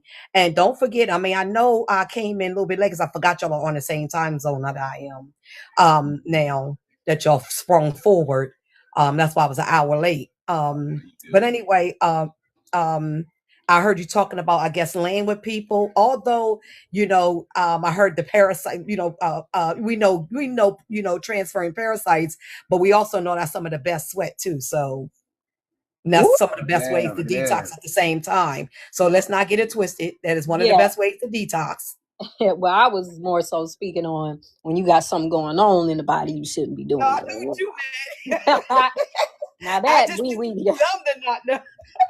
Yeah, but you gotta remember, that's so traditional though. Like growing up, when we would get sick, our parents would have us in long sleeve socks, air off, all that. That's traditional. That's you know, within our culture too as well.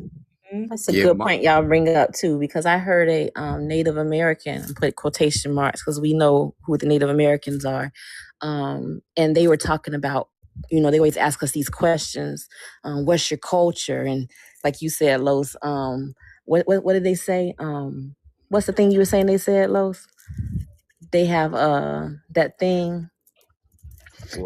Anyway, they always talk about they have the certain thing or what have you. But one of them was saying that their culture is the sweat lodges. But literally, we're talking about our grandparents sweating it out of us. So we literally have these things I love to call muscle memory. And this is the things that we do naturally, and we don't have to actually practice these things. It's just what we're talking about when we just reflect a little bit and think about it. I know my mama's daddy, his house was always hot. I wanted to go to my daddy's mama house because she had air conditioning. But my mama's daddy house, he constantly had it hot like that all the time. That's what it was. But you're absolutely right. Sports tie into that too. That's naturally what we do: working out, fitness, sports, sweating, track, football. All of those are indigenous, you know, practices. So we knew what we was doing. Facts. Yeah, I was gonna say, like, most people don't believe it, but I've never really been to the doctor like that because of my grandmother. Like, she just always had the remedies, and when Rashaud was in the garden yesterday, it just brought a lot of memories back as to the numerous things that she used to do that, you know, it wasn't like she sat down and wrote a book. It was just me observing and not realizing how potent the information is until I get to be 40 something. Now I'm looking like she taught me how to eat. You know what I'm saying? Like, how would you if you weren't from the land, how would you know how to work the land? I mean, because these are things that people don't necessarily, I mean, people got them in books now, but this wasn't like information that was just readily in a book. This was oral teachings or just something that you observed as you saw your family work into their culture. Like the young lady was saying earlier about, I forgot what it was, something about how Haitians have to take something because of the worms that they get in their feet. And it was the same thing for us. My grandmother used to always give us cod liver oil. I used to hate it, like with a passion, but that was to make sure that I didn't, contract nothing. And we just have to remember, like, we're tied into that spirit. We are those grandmothers and grandfathers now. And we got to be able to pass that down and remember how important it is for us and how important it is to be or will be for them in the future.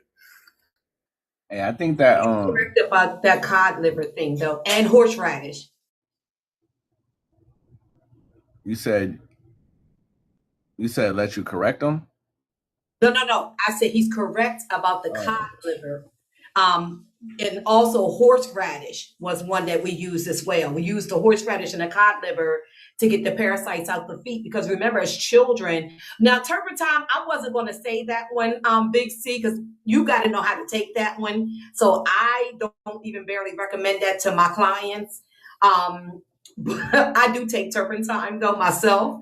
But no, because as children, we ran around on the ground barefoot as children. Like, so yeah, we used to do that too.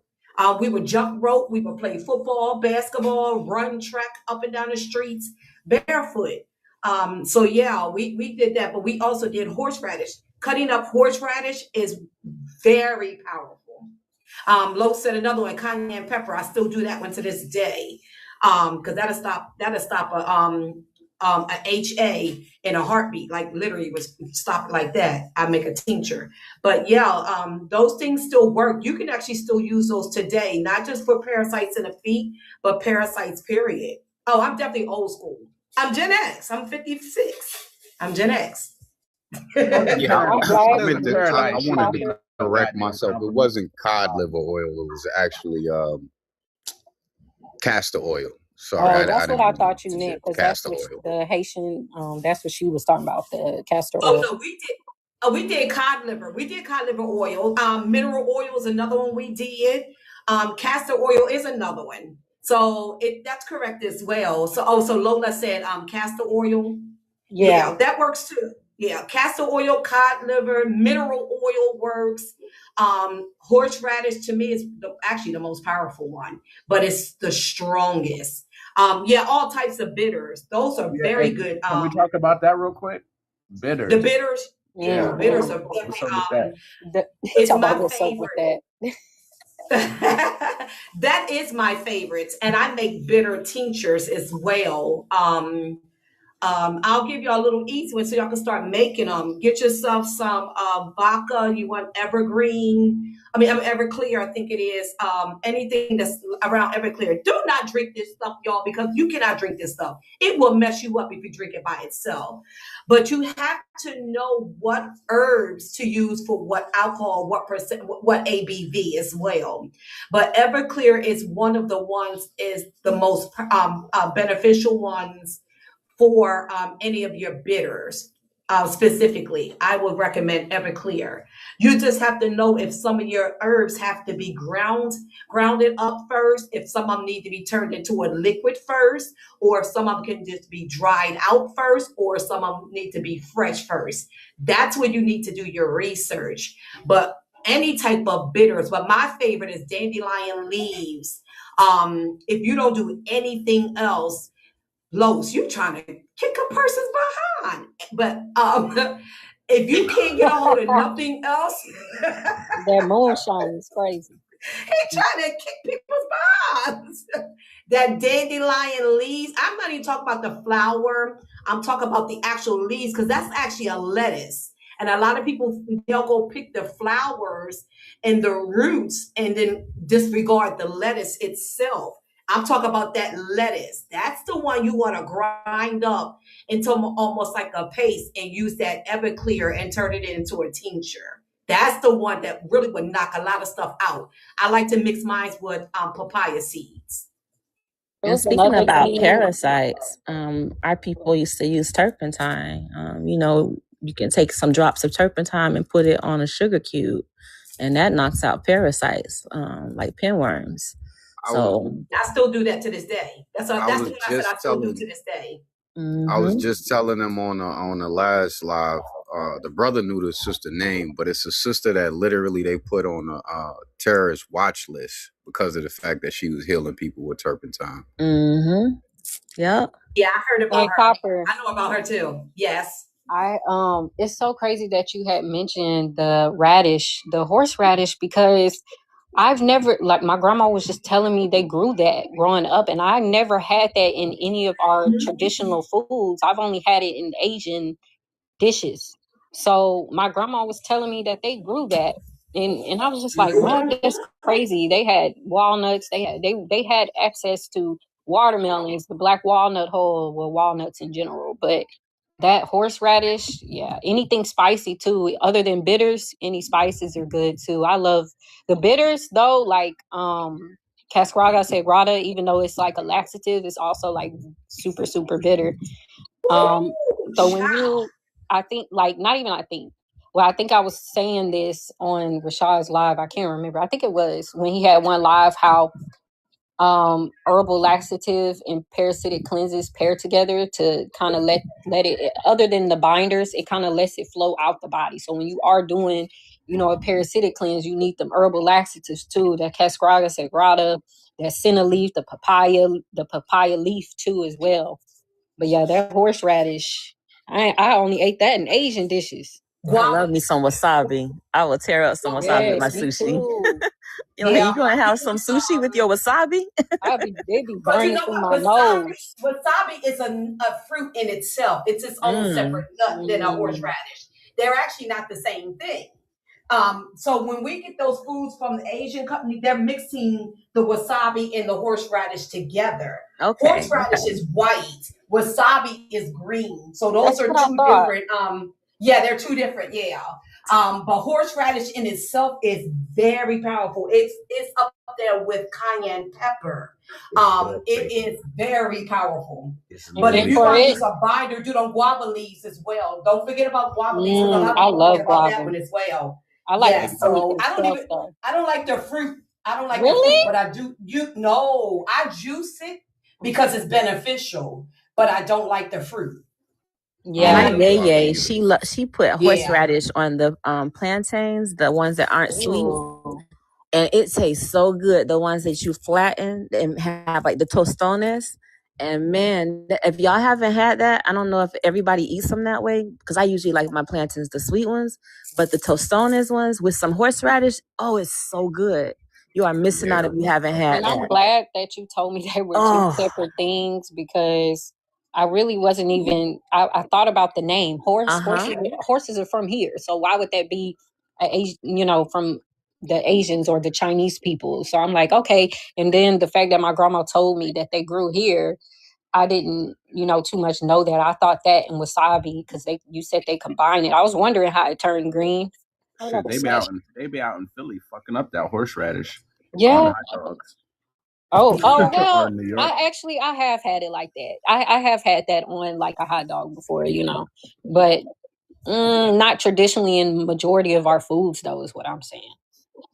Look, they mentioned turpentine, y'all. Health benefits. Small doses of 100% pure gum turpentine oil was used as a preventative health tonic and a cure-all that treated a variety of ailments, including intestinal parasites, wounds, cuts, constipation, colds, chest congestion, lung problems, snake bites, arthritis, rheumatism, and muscle and joint pain. Pure gum turpentine oil is made from the distillation of pine tree resin or sap.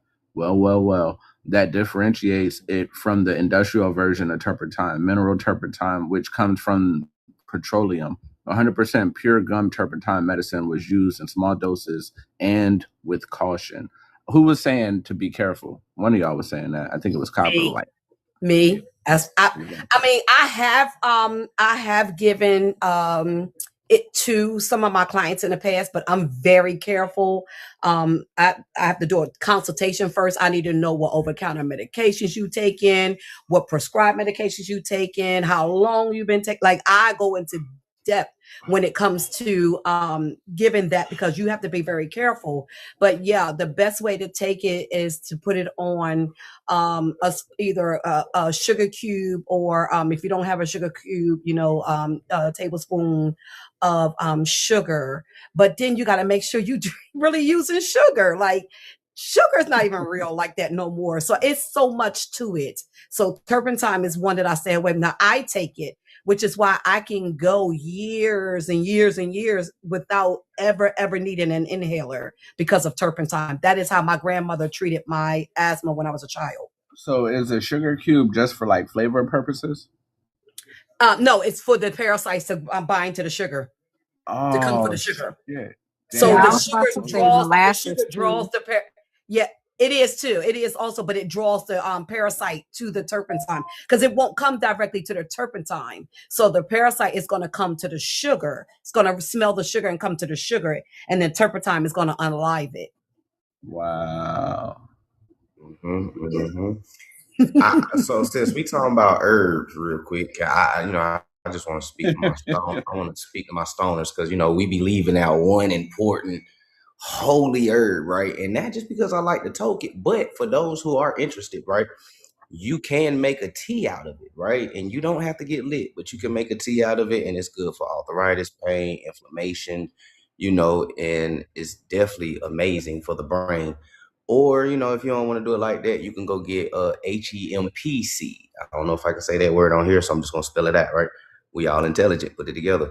You can get that seed, and that does amazing stuff, right? If you're trying to lose weight or gain weight, right? You can use that for either or.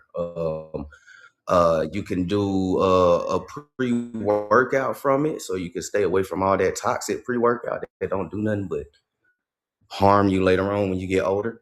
Man, it's so many benefits on it. Yeah, I hate that TikTok can't really let me get deep into it. You feel me? But man, y'all do y'all research in it. It's a reason why they came to our farms and snatched all our plants up. You know what I'm saying? Because it wasn't drink it if you got it. And technically, that was a traditional way drinking it anyway. Before they, it was. We started before they was puffing it. Yep. Yeah, yep. Tea very was the first way that they was consuming it. Yep, tea was the first. A good offering I'm telling you for years to take that knowledge to YouTube, because you can talk about it openly on YouTube. I've been telling you that you can talk about Sophia's lettuce on YouTube. Yeah, I'm gonna go over there with it one day. Sorry, she about to oh yeah. Well, my fault. Thank you so much for having me up here, Rashaud. I'm gonna drop down. I'm gonna be in the comments. Peace, Haley. You're amazing. Okay, peace, Haley. Love you. Love y'all. Appreciate you for the book too. Oh yeah, Pete. Yeah. I think it was somebody else who wanted it too. Let everybody know before you get off. Let them know what? That you got a book available. My book. He was talking about. Yeah. Really? Listen. Yes. No. I have we need both books then. Yeah, I have. So one of the books he's talking about is a herbal PDF that we were talking about on Rashaud's live. Was that yesterday or yesterday? Yes. Yeah, I have that in PDF form. I have a lot of herbal books in PDF form, so you don't actually, have to buy it for real on TikTok Shop. But yeah, so, and then I have my own recipe ebook. I released it last summer. It's like 50 pages. It's some raw recipes, some cooked challenging recipes, some easy recipes, smoothies, juices, a few essential herbs that we know that's accessible for people to get locally, and just some knowledge. But yeah, it's $11, y'all. So support me, and I'm open to trading too if you have books or whatever. That shit got pictures, it got information, it got all kind of stuff in there. I got one. Purchase from TikTok Shop, so I'm gonna hit you up so we can work it out. I just said that for the purpose of this. Oh, okay, cold talk. Okay, yeah. Well, I'm still gonna hit you up because I need that. I'm gonna get it. And I've been all on YouTube promoting Los and Rashaud's book too. I'll be in the comments, be like, nah, you gotta get this book because that information is wrong. As you should. As you should. We have to support each other for I sure. was sitting there thinking the other day, I was like, look at me. I wasn't feeling good. That's why I've been on for a couple of days. I was like, let me go on to do a detox. So I'm not feeling good. But I told my spouse, I was like, look at me on here promoting their books. Thank y'all. Love everybody on the panel. I hope that you guys have a great rest of your day. I'm going to be in the comments, though. I'm still here. Peace. Okay. Have to screen while you're down there. We love you too. Okay. Oh, I never forget you, Swarthy. I promote yours too. You wasn't in here at the time. I didn't know you was in here. But I be promoting yours too. Man, I've been here the whole time. I didn't know he was in here. That's why I didn't mention his name. But yes, him too. Nah, y'all, this information is extremely important. I love it. I don't know if 216 meant to come up here. I don't even think he did. I think he don't even know he's up here still at this moment right now. He's gonna come back to his phone and be like, damn, what happened? I'm gonna drop him. Since we're giving away remedies, this isn't necessarily a herbal remedy. I'm pretty sure the people up here already know. It seems like we have a pretty conscious panel as well. Audience. But I've found it to be beneficial to create your own alkaline water. The easiest way to do it is, you can't purify it by the method that I'm talking about, but it will make it alkaline. The only thing you do is buy a glass bottle, take your purified water, put it in the sun. Once you see it starts to bubble, that's when you know that it's alkaline. That right there is some of the best water that you're going to have as far as the body is concerned. That is true. Now, only thing for me, I don't even know if we are sitting underneath a real sun anymore. So if you don't feel comfortable putting your water out in the sun, you can use a lime to alkaline your water as well. I actually make my own copper water, and I also distill my own water because I do have a distiller. So you can buy yourself a distiller. Vivor is one of the best distillers you can purchase. I'll put it in the comments. You get whatever size you want to get. You can get it from straight from their website, which typically sometimes be cheaper than Amazon. But I make copper water. I distill my own water, but you can definitely alkaline your water with a lime if you don't feel comfortable putting it out there. That's a good way. I said earlier too, I wanted y'all when we're talking about and when Haley was talking about low energy, don't run to get no energy drink either. If you have low energy, you tired and you don't have no energy, don't run and grab no doggone energy drink because it's not doing anything but harming the body. That definitely is going to the heart. Get yourself some spring water, distilled water, filtered water, whatever water you drink. You don't need to get mineral water because it's already you're going to mineralize it.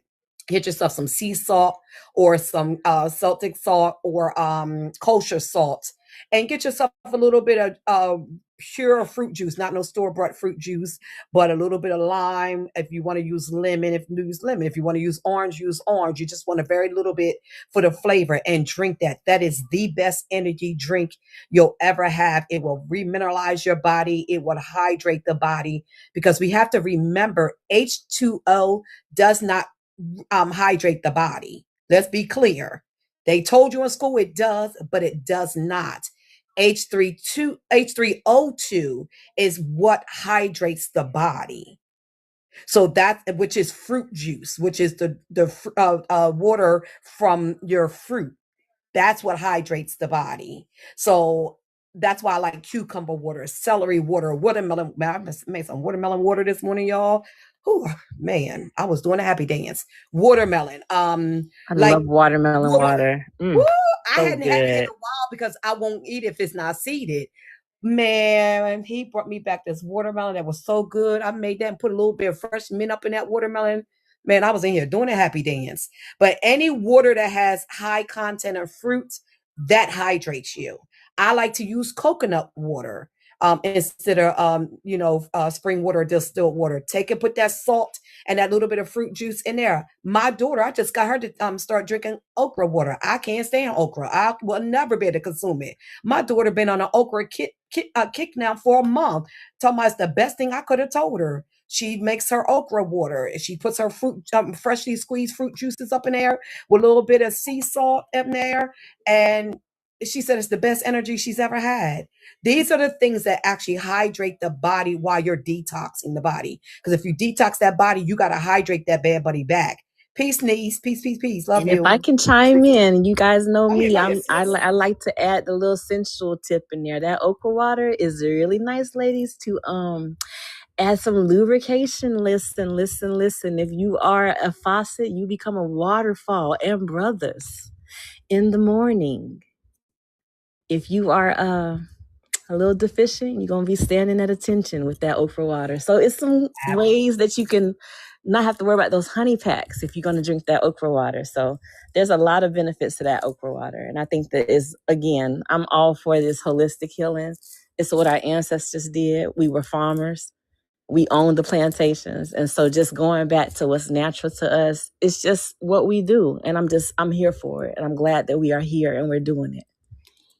Y'all fellas. Go ahead, King. Y'all fellas better not be out there going to the store and getting no honey packs. That's why your hairline receding now. There you go. Tell them, Los. Y'all get some medical room, do some push-ups. I was going to say that if you take the rind on the watermelon, put a little cayenne pepper and juice that. Oh man, that's the best beat it up right juice you can get. Come on, that's why they demonized the watermelon. They didn't want us having that watermelon. Listen, I always juice mine. I don't throw mine away. I only throw away the part where, the spot the little yellow spot that you're supposed to look to see if it's ripe. That's the only part that gets thrown away. The rest of it gets rind. I also juice my seeds, but I also roast seeds because you can eat them like sunflower or pumpkin seeds, rather. You can eat them like pumpkin seeds. Also, you could take the watermelon seeds, you can dehydrate them, grind them up, and men and women, men, like Lo said, with the hairline receding, ladies who's thinning out hair or losing hair herself, you can also use that as a mask to grow your hair back. You want to put that on your roots. That's old school. My grandmother used to do it, which is why her hair was to her knees when she passed at 99. And sis, real quick, chiming in real quick. Sorry, Mama, because we just tag teaming. I love to use the okra water. I use it, like some of us use aloe for our locks. I like to use the okra slime to twist my locks. It's beautiful. Mm-hmm. It's beautiful, beautiful. It helps with doing your locks and doing your retwist. And it's such a beautiful retwist effect on it. So I'm looking into doing like some type of hair products, incorporating the okra extract into that because of all the beneficial properties of it. And I have 2 little sprouts that came up with my okra. I'm so excited. Really quickly. I got one for you, not for the okra, but I got one for you for the different mucilage. Because I did one. I had flaxseed, not just the aloe, flaxseed. Dang, I just forgot about the other one thing. I have to hit you on the back end, but I had a product. My daughter does locks for a living, and they love their product. Matter of fact, when I had to shut my business down, they was mad. Like, what is your where are we gonna get this product from now that your mom is shutting this down? But yeah, that was one of my biggest Haley said biggest cactus, sellers, and I don't. It's really good too. Yeah, I can see has that. mucilage. Yeah. Cactus has mucilage because they're all from the same family. But Absolutely. Yeah, I got one for you if you want one. I can share it with you. Yeah, and I love to put the lemongrass. I love the scent of the lemongrass, and it helps with anxiety as well. So, it's so many great benefits. But I didn't mean to cut your wisdom. I just want to chime in real quick. Marshmallow. Let me ask you this, Kaba. Marshmallow. Hold on one second. Marshmallow root is the other mucilage that's really good for the. Yes. Yeah, marshmallow root is really good, and slippery elm. Go ahead. Yes. Go ahead, Enoch. I was seeing a brother that was talking about washing your hair with olive oil. What do you think about that? Washing your hair with olive oil? Yeah, he says he's I never heard of that. I haven't heard I of that never heard either. of that. However, if you're going to consume olive oil is actually medicinal for the omegas, but you got to make sure you're taking real olive oil because 90%, no, 95% of the olive oils on the shelves in the grocery store is not real olive oil. For one, it would never come in a plastic bottle. For two, the cost is very expensive. But if you can either produce your own olive oil or buy some real olive oil, then it is good for the omegas. You can take a teaspoon every day. I like to put it in my coffee. It's good. It'll give you energy and stuff, but I never heard about using it for the hair. Oh my God, Yeah, he was so basically just good. that was his thing. Is he was just stating that using shampoo isn't the best thing for him as far as 'cause he's one of us, so he got our type of hair, but the brother's like 50 something years old. At least he say he is, and he didn't have any grays and nothing like that. And he was like, it was different before when he used to use shampoo and conditioner, but once he switched to the olive oil and just water, he get all the results that he has. Yeah, it's not a natural shampoo, so I'm a little surprised about that. Now, it's good as far as locking in moisture in your hair. So I use it in my oils for my hair, but I never heard of it being used as a shampoo. There are plants out here that are natural shampoos. Matter of fact, I'm actually putting that in my book right now. I'm doing my research. I took a couple of pictures already, but I've never heard of olive oil being a natural shampoo. Um, but it is good for locking in the moisture.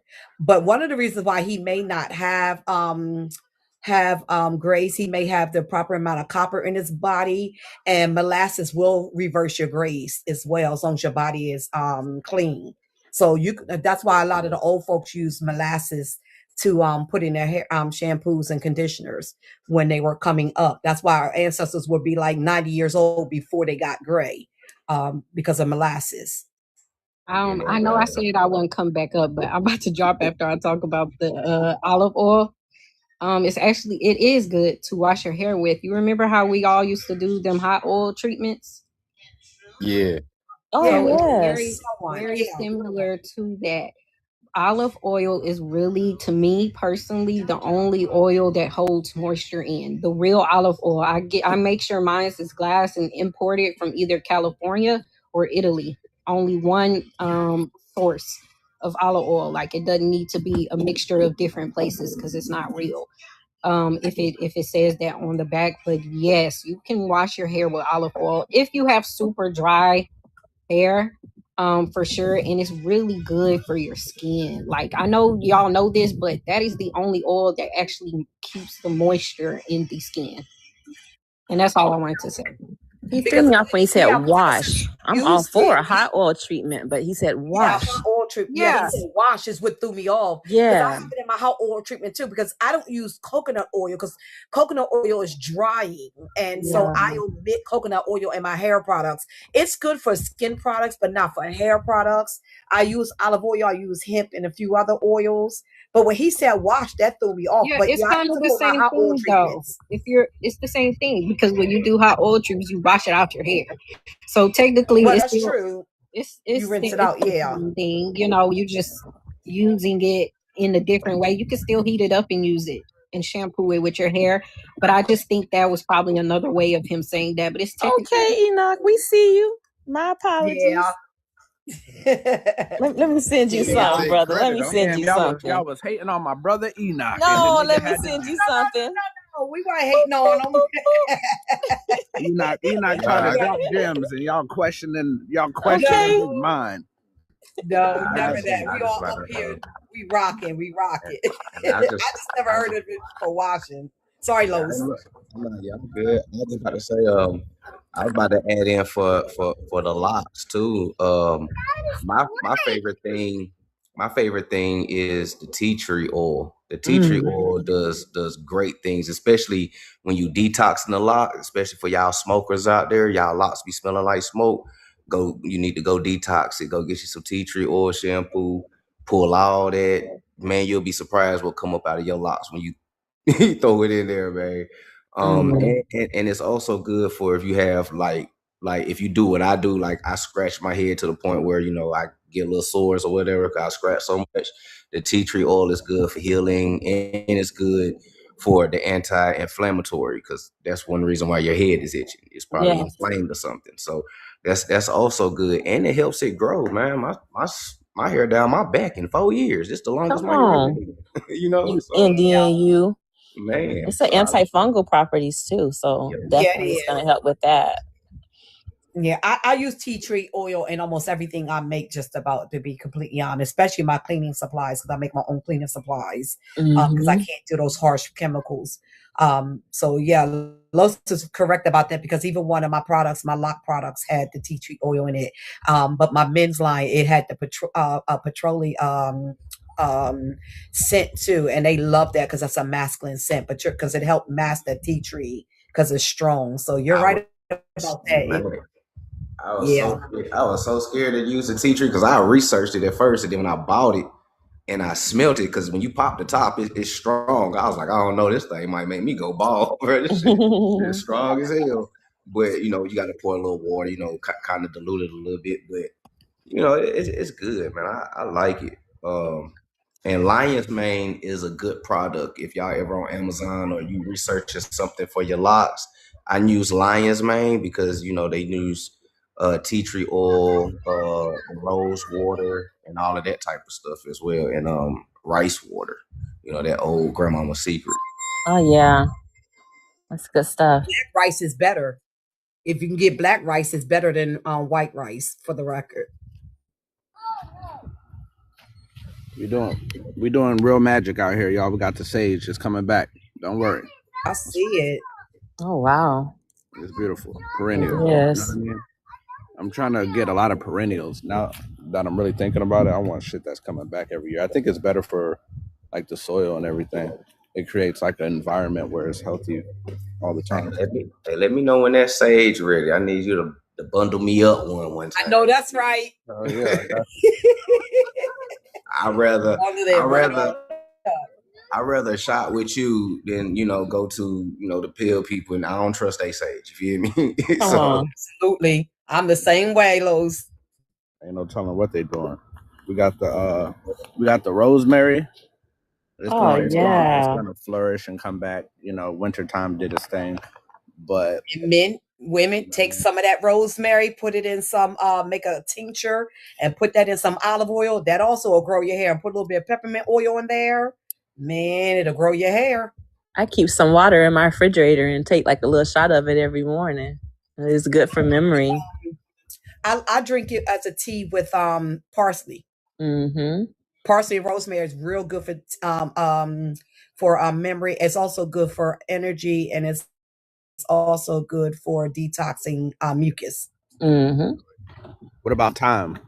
Come on, you got time? Well, oh, sorry, that's it. Be right patient. There. And I'm sorry, and I missed thyme. I put thyme in my tea as well. Yep, I do that too. That's good for breaking up mucus. Rosemary, parsley, right, thyme.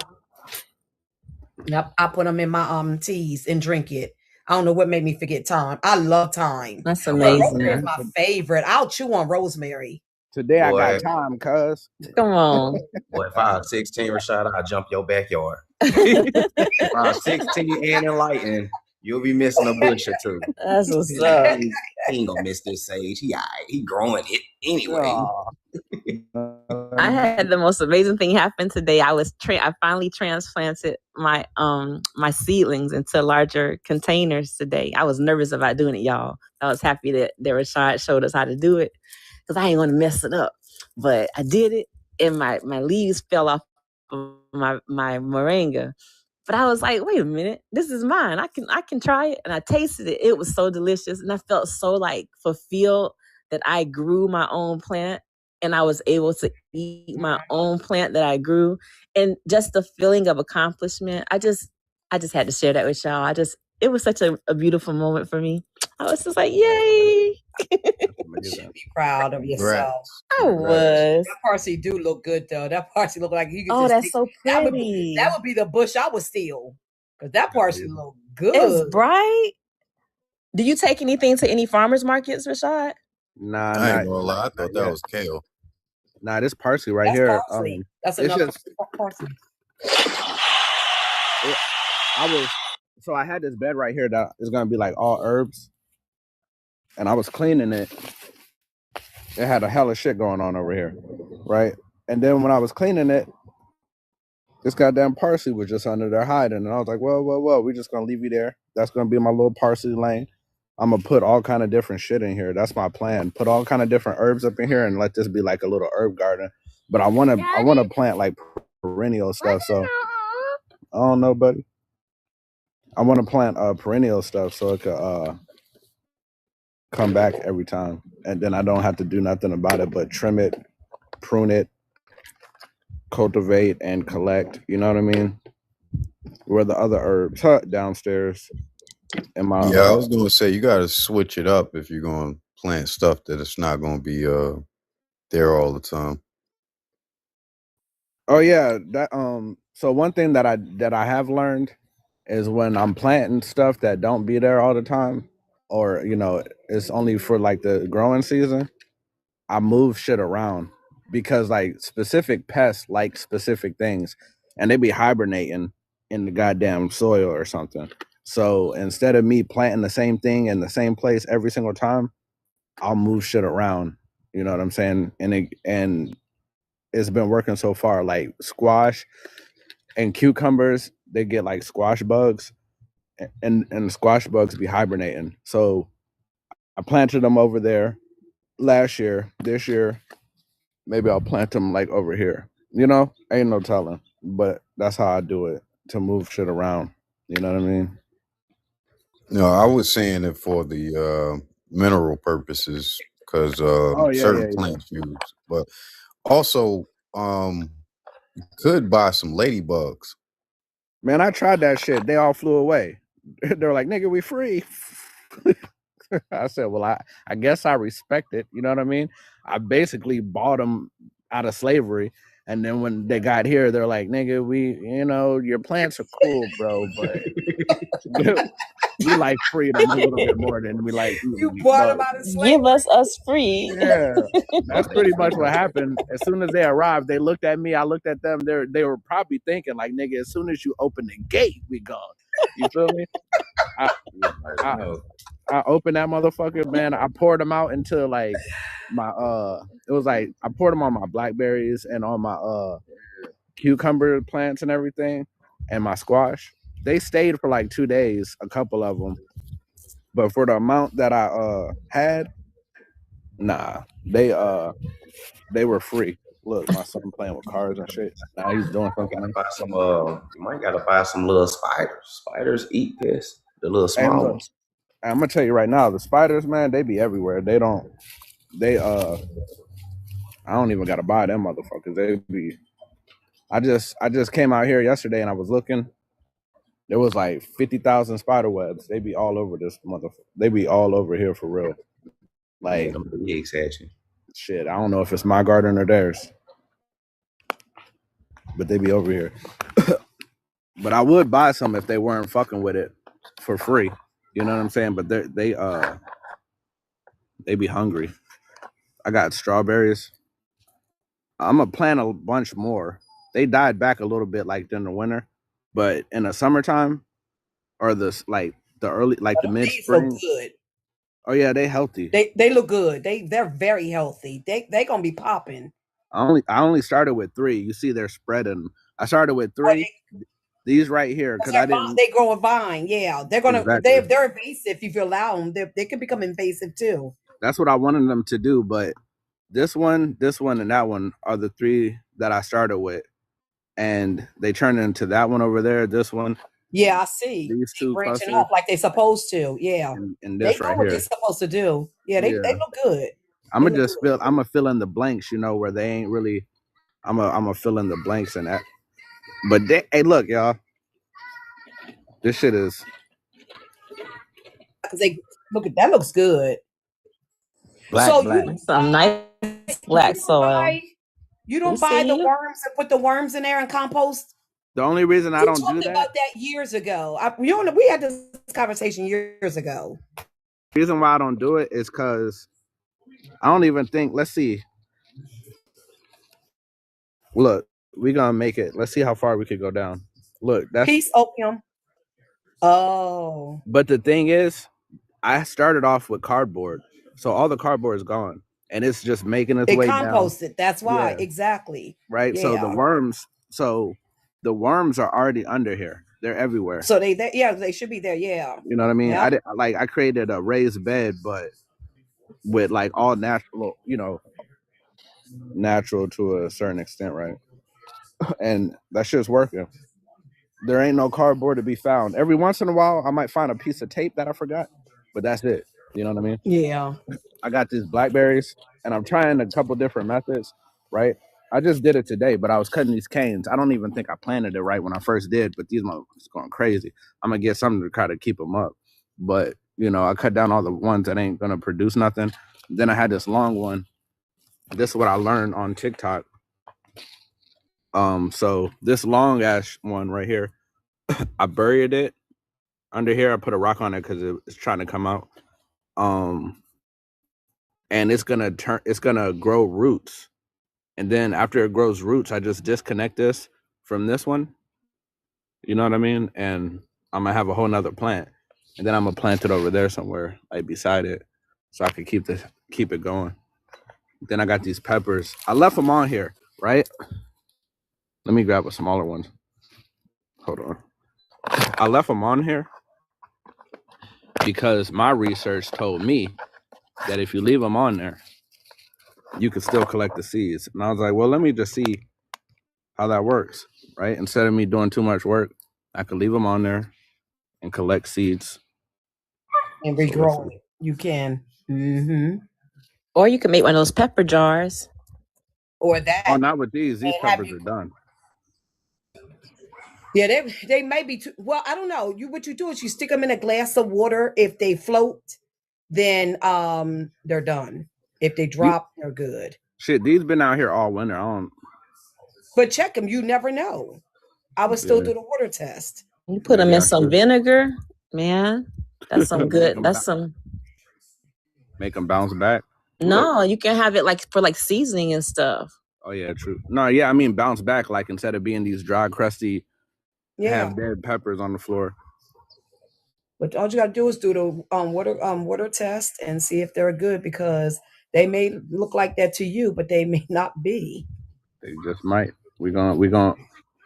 I might give a couple of them a try, but for the most part, we about to have hella seeds. You feel me? And they're good. These are good seeds. You know something I noticed too that's crazy?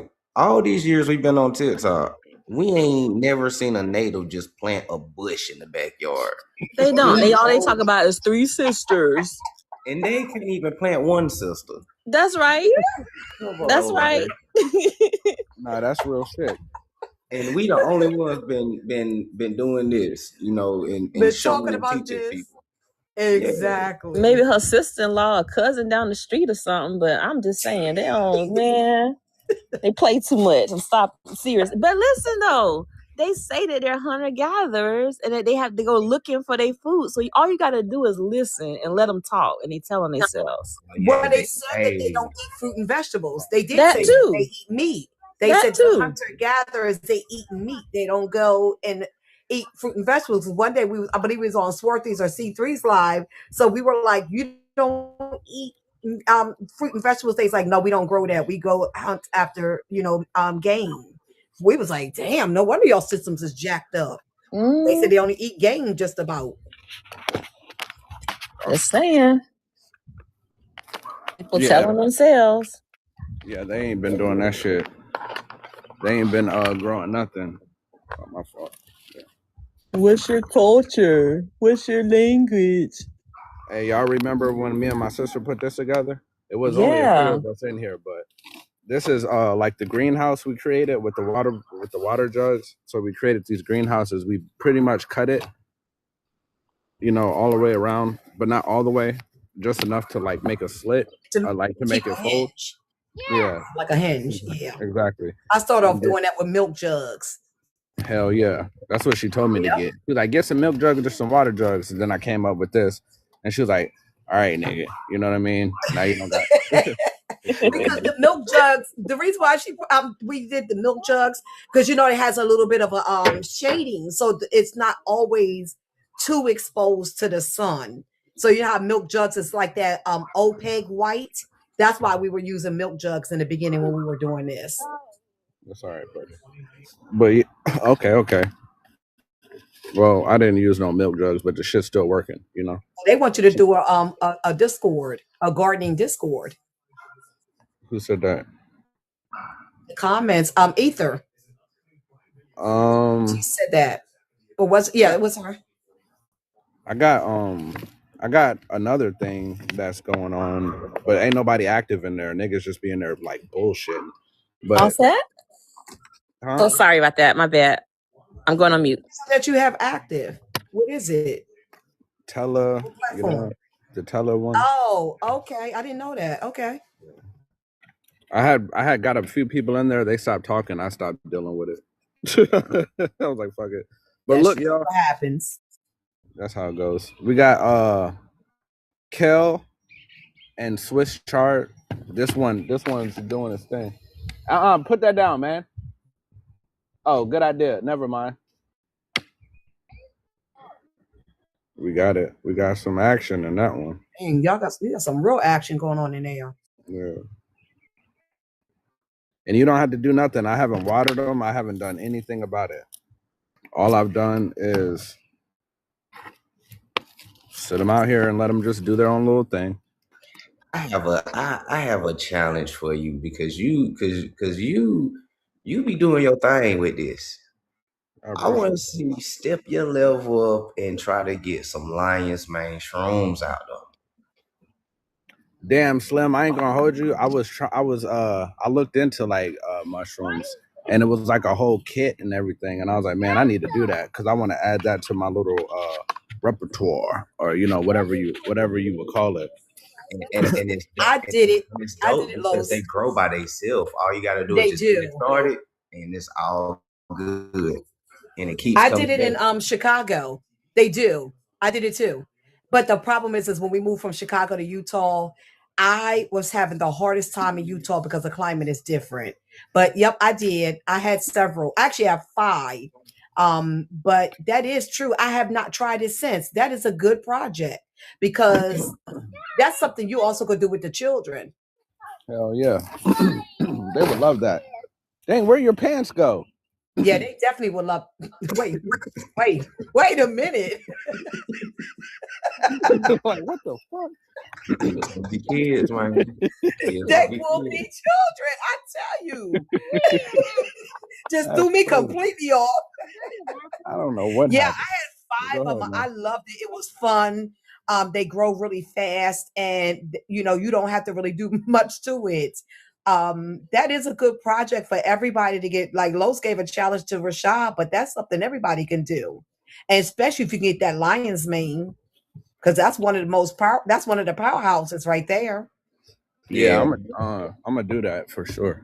I appreciate the challenge because now I don't like to lose and shit. So now I'm gonna have to do it.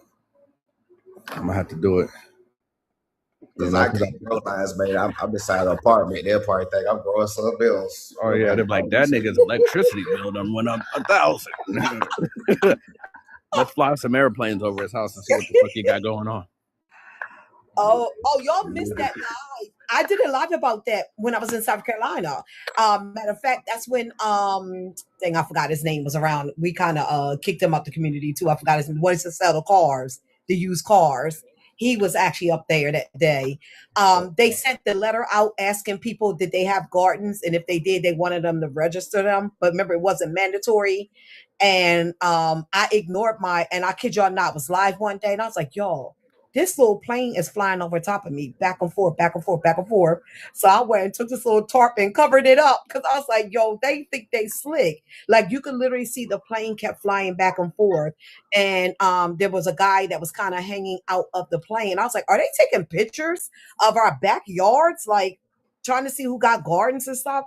But I got that letter. I got that letter in the mail asking me to register my garden when I was living in South Carolina.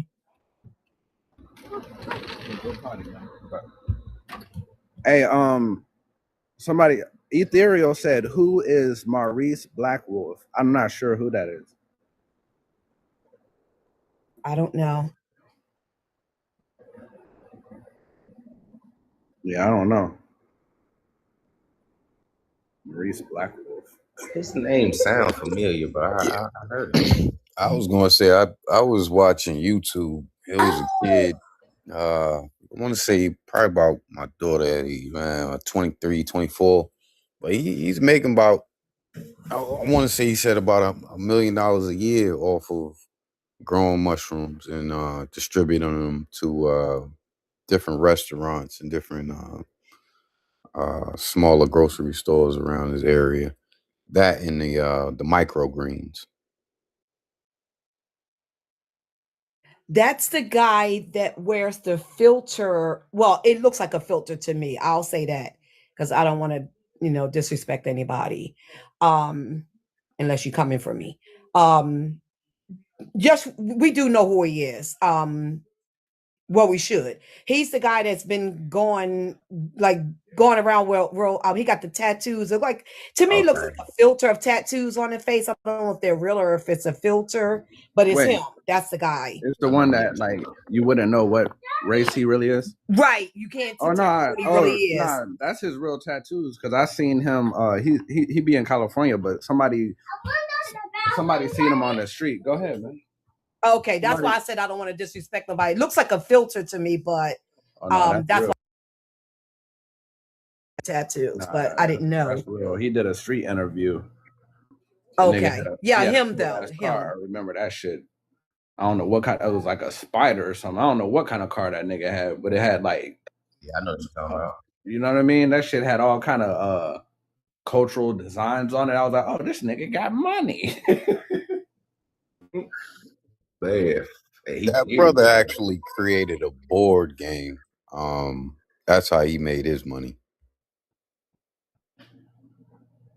My daughter gonna make hers too because she's creating one right now herself. A board game, and that's how he got money. Yeah. Think about how many people got Monopoly in their house. Like all of us grew up playing that. So imagine how many of us it is that bought that one particular game. Like same thing with like Mario Brothers. If everybody in America caught that was worldwide as a matter of fact. So Haley J, I was like, man, let me go ahead and go to the drawing board real quick. My daughter's creating one right now too. She's actually creating one. She's doing a board game, and I told her to do a card version as well as the board game. But I'm gonna give y'all. I'll give y'all a secret. I'll give you a secret though. I did the research for her. Board games make more money than card games. So here's y'all's tip. Rashaud, boy, you was reading my mind. Like a colonized monopoly or some shit in colonial time. Nigga, you landed in my Spanish colony, nigga. You owe me 5 shillings. For real. Hey, if you land on this block, you going to slavery. Not 5 shillings. But yeah, if you're gonna do it, do a board game, and then do a card game afterwards. Because if you want, I'll tell you like this. So when I was doing the research for her, if you want to hit that $1 million mark in about a year, you want to create a board game. If you don't care about hitting that $1 million mark for about 2 to 3 years, then you start off with a card game. A card game tends to sell faster because it's cheaper. However, board games, you can charge more and make more money faster. So that's the research that I did find. So do with that as you will, but I did find that in my research. I'm just passing along. I got a card game. Or you can do both at the same time. Man, I got a card. Man, a card game is good for the family because everybody family pretty much gonna have either somebody who believe in Indian or African. So a card game, Indian or African. Guess who's who? Mm-hmm. Yeah. Well, the reason why she also talked about doing a card game because she does a lot of hosting. She has friends. A lot of adult nights. Her friends come over, so she likes to do a lot of hostings, and they like to play card games. But she also was like, I kind of want to do a board game too. So it is a good idea. My daughter's doing it right now herself. So, I mean, look into it, y'all. Amazing concept show. Whatever y'all come with, I'll fuck with it. I like board games. I like family time. You know what I mean? I'm gonna rock with it. You know, I try to make sure I support everybody too. So definitely I'm in. I'm competitive, so I don't like to lose. I'm competitive. I'm gonna talk shit while I'm doing it. Yeah, like all of that. So I love board games and card games. Definitely, man. My gears running like you can make a fun entertainment learning game. Like take a shot every time you miss an answer about some historical shit. So I don't know. You got to make it fun and folks. So you know what I'm saying. Every time you get it wrong, you gotta take a handful of what's that stuff they be eating? Fufu. Yeah. Yeah. Now, while you playing, Yahtzee would be kind of cool because we do the dice and that's indigenous, and Yahtzee is all about the dice. And so I don't know if y'all, I had to tend to my daughter's tutor real quick, but so I missed a little bit of the conversation. But Yahtzee would be a cool twist with what y'all talking about with family fun and stuff too, and put an indigenous feel on it.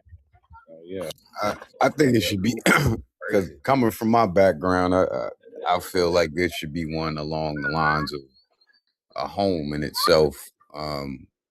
After doing so many audits, I realized people don't know nothing about homes. I mean, I personally didn't know nothing about a home until I actually became a auditor, but that should be common knowledge as to, you know, what parts are where, but like what's the roof, what's the seal plate, so on and so, just to kind of teach the kids how to put it together. Same thing with cars. It should be like a motor, the same way they had with operation, like the little fake pieces that you were operating, but on a real level, to where you could put together some fake engine and get this, but it would, you know, fake run once you completed the board game or whatever. That's dope. So basically what you're saying is going back to the old school trades that we used to be able to get in school, going back to teaching children the trades. I like that. Matter of fact, I love that idea. Ooh, I do too. You know what? And if you get it wrong, you get your ass beat. So you can name it trade or fade. Motherfuckers gonna learn though. They're gonna learn quick. Y'all better patent it. Yeah. I think you got something on your hands, man. Trade or Might fade. be a parasite somewhere lurking in the bushes. Trade or fade. Trade or fade. I'm done. Hell yeah. You know what I mean? Hey, you know, you get your ass beat about 2-3 times. I bet you put that engine together. You'd be dreaming about the engine, putting it together. Hey, people be shaking like shit trying to put the last piece on. Like we did when we was playing Operation. Hey, the worst thing about it is if you know they doing it wrong, you just be watching them like, ooh, you about to get it.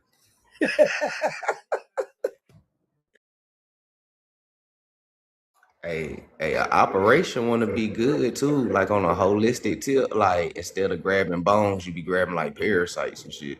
Oh, Lows. Mm-hmm. Yes.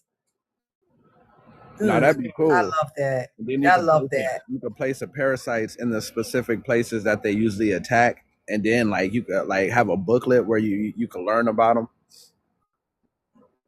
like what they are, what the specific ones are. That shit would, hey, that right there. I'm telling you, the engine and that, like, because the thing about it is like you're learning. It ain't just for nothing. You can't take those with you.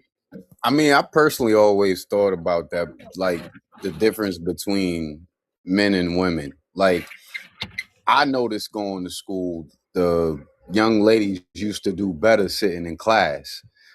Young men, however, I don't feel like you need to be sitting in class in order to be able to learn. I don't think that's your best benefit, so to speak. Not to say that young ladies can't learn outside of the classroom. I just felt like it was easier for them to be able to sit down and take instructions and be like, oh, okay, yeah, this is what we doing. It's like, I couldn't stand paper. I couldn't stand, like, I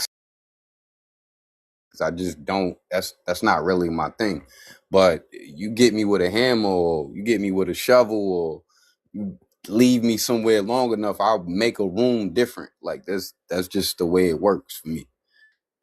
Hell yeah, I was in a meeting the other day where we were learning, and it was a bunch of women in there, and all of them had a serious ass face on, and I was like, damn, I want to tell some jokes, but I don't think it's gonna fly in this environment.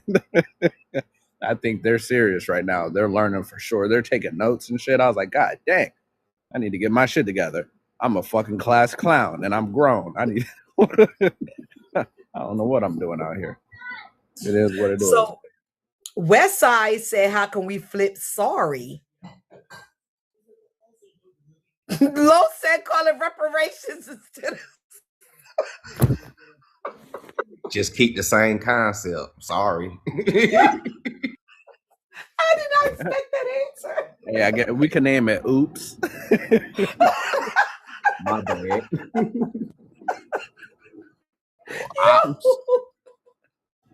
Oh my goodness.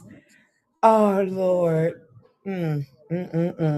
Oh, I can't. I give you a good idea, Rashaud. You can take this and do what you want. Create a game called Somebody's Been Lying, but have it like Clue. And people gotta figure it out. Son. That's fire. I'm about to turn the live off. Hey, look, I got work to do. Say nah, hey, but the hey, God damn. That right there, Lowe's. Man, let me check the Let me check the viewers to make sure they ain't no goddamn parasites in here. Oh, they steal it. We going after them. We already know. First of all, you got the book, and we already know those said Rashaud, you need to or should.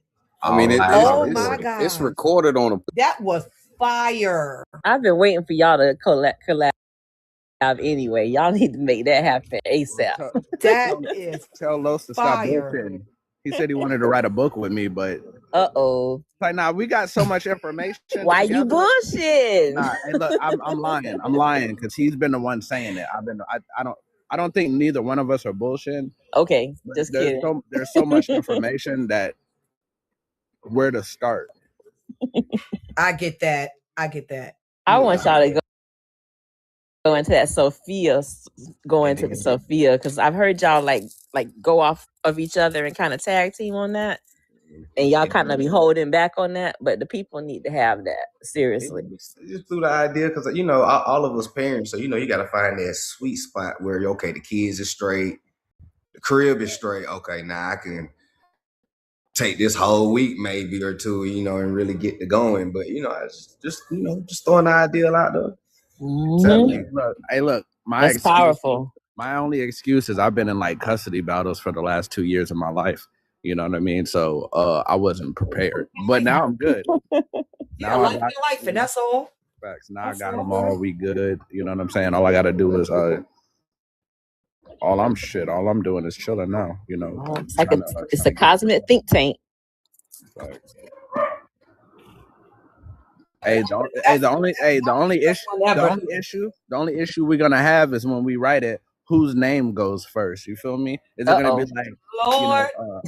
Rashaud wants his name first.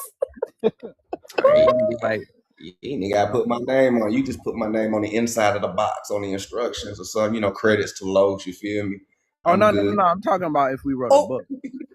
All you gotta say is R comes before S. Man, you throw my just say R comes before. Well, technically, I said R becomes before S, but technically D becomes before R. I'm not gonna say the rest of it. So that would put Los's name first. Or we could just put both of our slogans together. Roll it if you got it, because somebody's been lying. Stressful ass Friday. So you might as well just keep it together.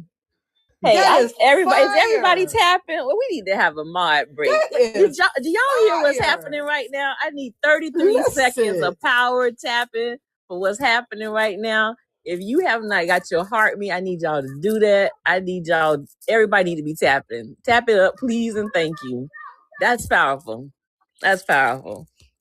That's powerful. Because I know, you know, my audience is gonna be rolling while they reading the book. They gonna be like, yeah, nigga, because somebody been lying. So, hey, Shit was fired. I ain't gonna lie. That was fire. Fire. That was fire. Rashaud, quiet too. He thinking. He thinking. You thinking, Rashaud? That hit you, right? Yeah, I just be thinking sometimes. Was Sometimes, fired. I like, ain't gonna lie. when I hear something I like the sound of, you got quiet. I get quiet because then you have to think and put it together. You got real quiet. No jokes. No, he got quiet, y'all. I write it down real quick, and then I'll sit there and ponder on it. Then I'll go back to it later and ponder on it. That shit was fire though. I told you y'all need to collab. I ain't been just saying that. I ain't trying to like gas y'all up. I've been saying it. Mark my words. Y'all need to make that happen, and it's happening right now. This is a powerful moment. Powerful moment. 720. I only play when I'm playing. You know what I mean? Come on. I mean, I've always had these ideas. I mean, I already had in my mind, like, if I had to work on books and stuff like this, it'll be Rashaud and Swarthy for real. Like, I'm not saying everybody else ain't. It's just our ideas more aligned and they connect. It makes a 360. Yo, jail. Yeah, you know. And if you go outside of that, then you got to deal with people who be like, Anunnaki this. Then you go like, nah, nigga, these niggas is this liar, and you know, it ain't. You ain't gotta do all that. Yeah, they ain't talking about no goddamn space cats. Nah, you know, we keeping it with realistic for a second. If it get cosmic, we'll go there. But I do believe, like, you know, who's Drake chosen? But I do believe like energies from the astral energies and shit is real. But I think people sometimes like get caught up in like stories that they've heard.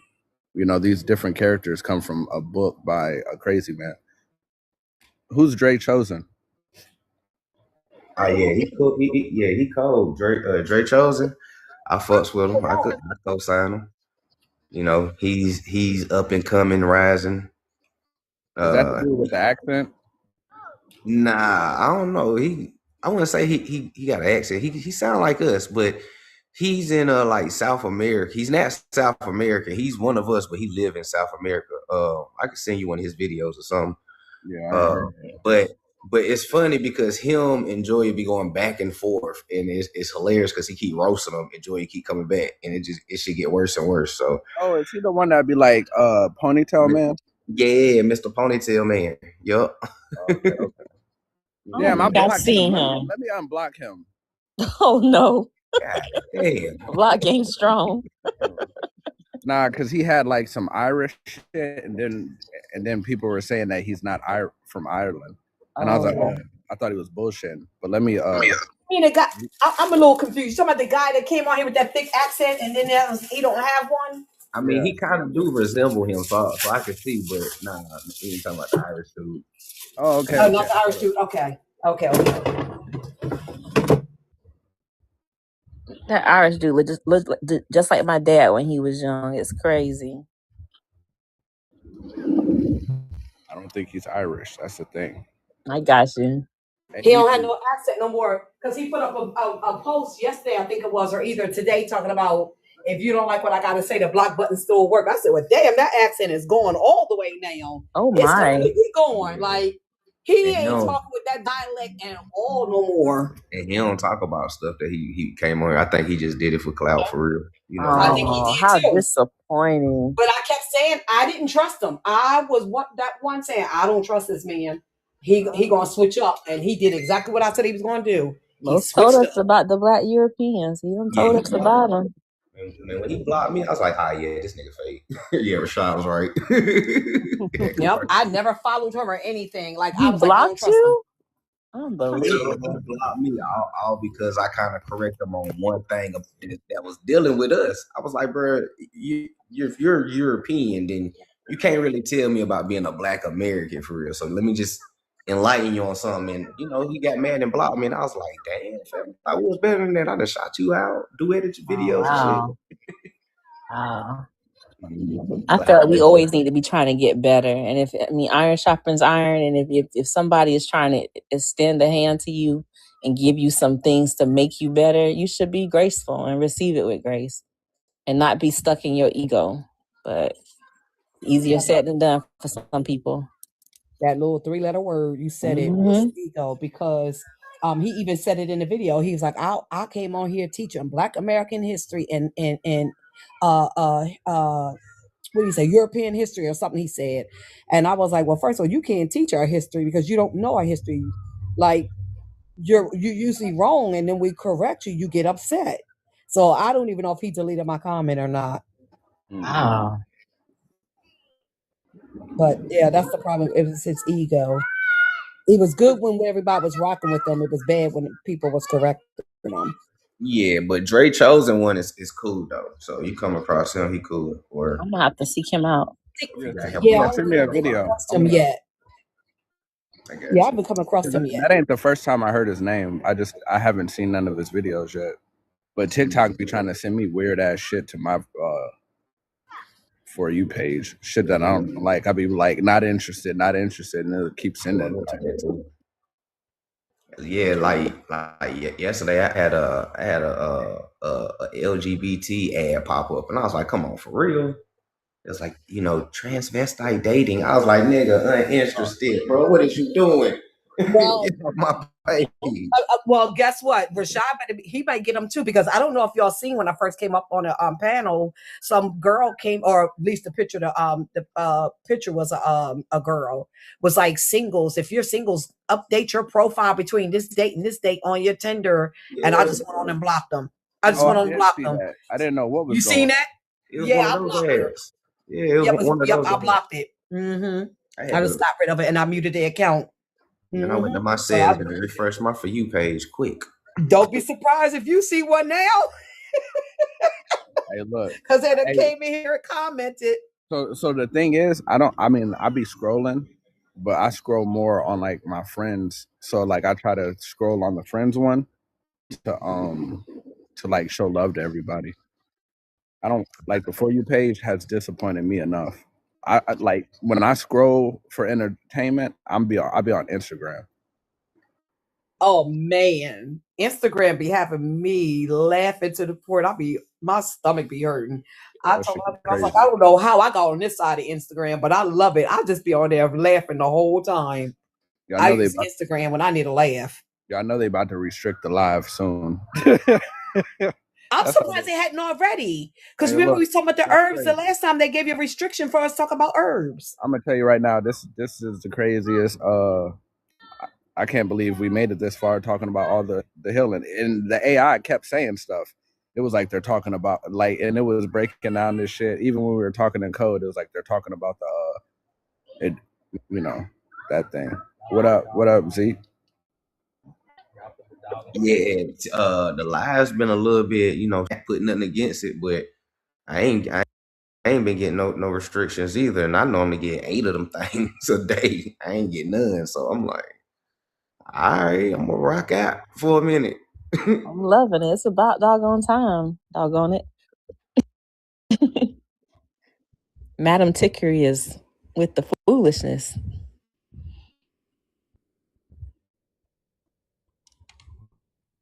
I might gotta go to Instagram for entertainment, because For You page be wild. And I be getting upset. It be like the more scrolling, came across a live. This nigga was in a whole grow room, rolling in, smoking. I was like, bro, for real? How are y'all getting away with this? Facts. I've seen some crazy things on here. Definitely some double standards going on. I don't understand it. Yeah, because that Wagyu guy is, I don't know if I'm saying his name correct. That Mexican / Puerto Rican, think he Native American Indian guy. He was rolling up last night on his, and TikTok wasn't doing nothing. Y'all know who I'm talking about? He wears the hats like the chief guy. He wears hats like him. You know what I'm talking? Is his name Wagyu? It's something like that. Something like that, yeah. The one that say he's from the Orcas Islands. Yeah. He was rolling up on his live. I'm gonna have to get on last my night. backup pages and test it out. Yeah, he was rolling up on live last night, like literally rolling up on live. I seen somebody the other day just straight out just blowing trees. I was like, God dang, they didn't give a damn, and TikTok didn't either. But then I went in the live, and it was only like 5 people in there, and I was like, oh, maybe TikTok only pays attention to certain individuals. It's funny you said that because when it's funny you say that because when I researched the search bar on TikTok, like I literally put in how people getting away on their lives with smoking, and a lot of them was like TikTok don't really ban nobody no more, but if they see you smoking on it, then you're totally restricted. So you probably only gonna get 5 or 10 people in your lives. So, and then you come around and say that, so I'm like, well, maybe that's what it is. They just super shadow ban you for doing that or something. He had 30 some people in his live last night while he was doing it. Yeah, man, look, I don't know. Yeah, crazy. Orcas Islands are off the coast of Puerto Rico. That's where the Orcas Islands are. And he said he's also from Cooper Island, but it says that both islands was abandoned because they weren't fruitful. The AI summary said debating the authenticity of online personalities and their backgrounds. What? What's in the world? AI summary be hilarious, man. I'm telling you, man. Somebody got to be typing that. That can't be no AI. Yeah, they got to be paying attention. They have to. Take it crazy. That shit crazy. Crazy. AI is definitely messy. Yeah. I haven't smoked on TikTok since 2020. Yeah, I mean, I think certain individuals, you still know that you got to be more careful than everybody else, because not only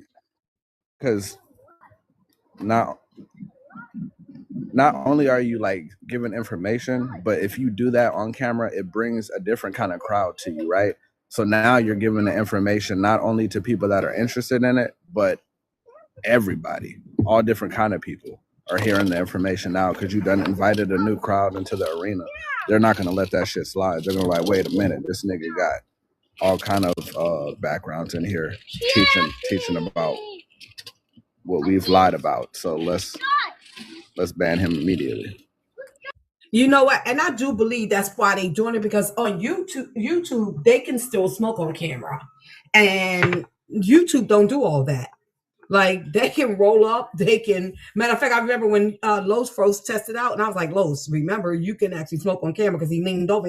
He's like, oh shit, let me try this out. And he did it and was like, oh shit, you can. I was like, I told you can smoke on camera on YouTube. So I was like, I told you.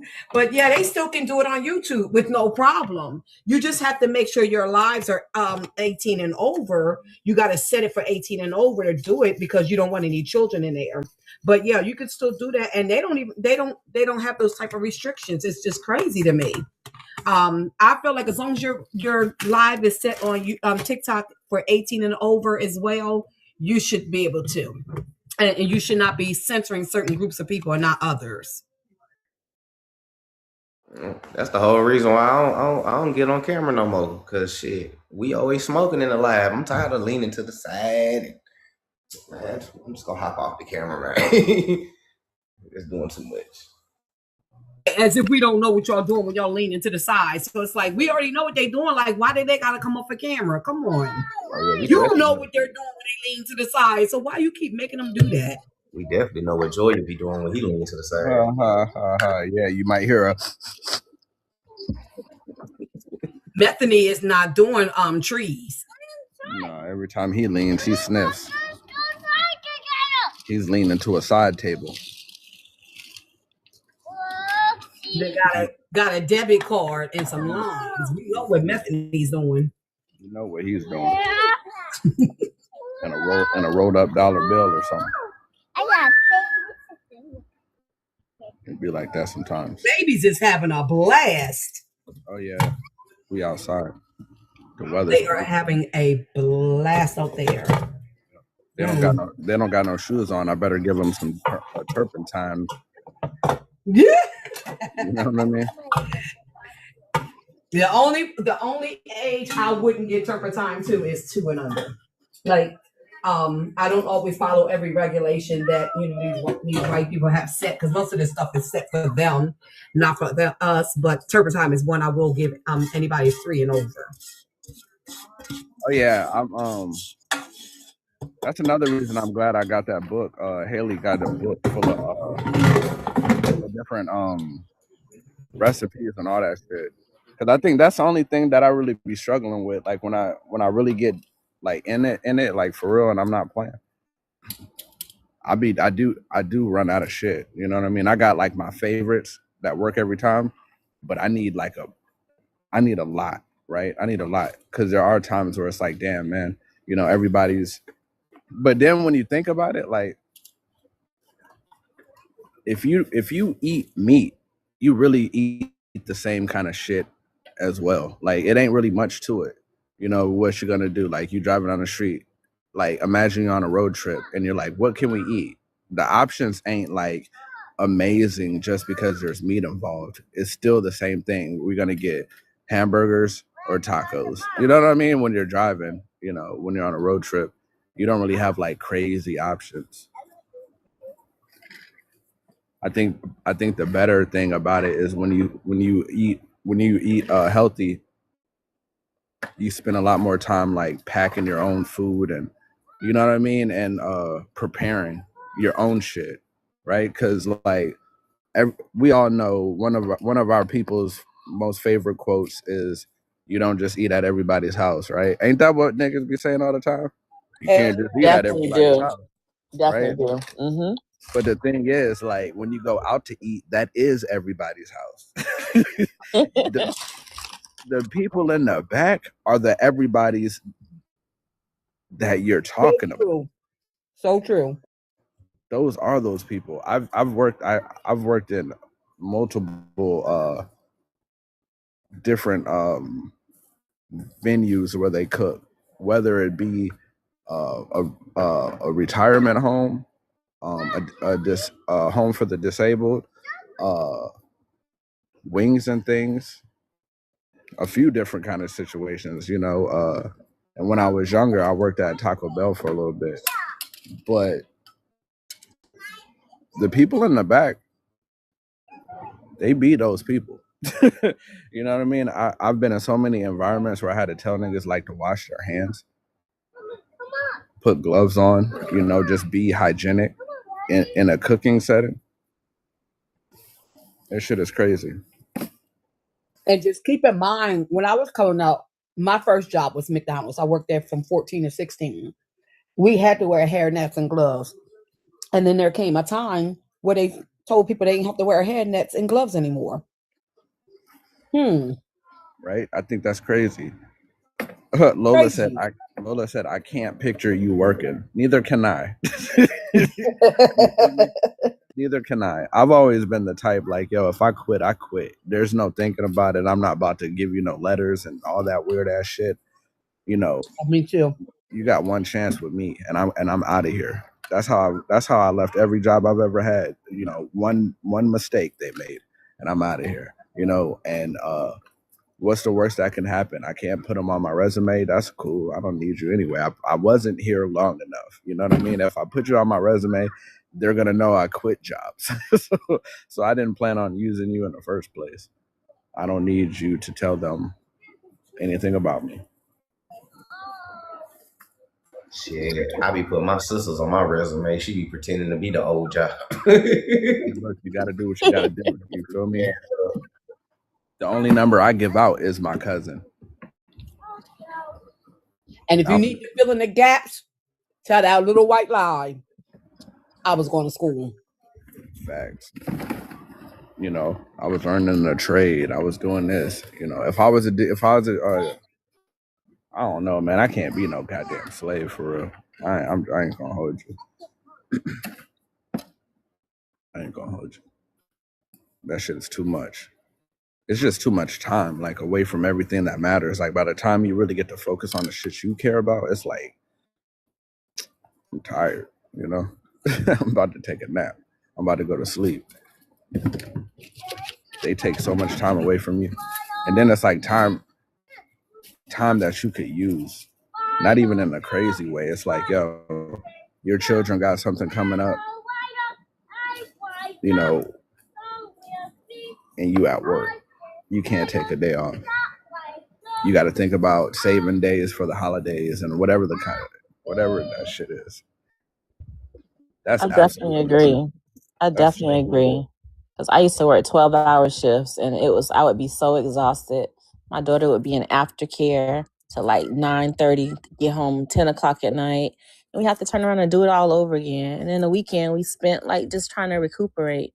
You want to go do something fun with the family, go to the beach and stuff, but you got to prepare for the rest of the next week and do it all over again.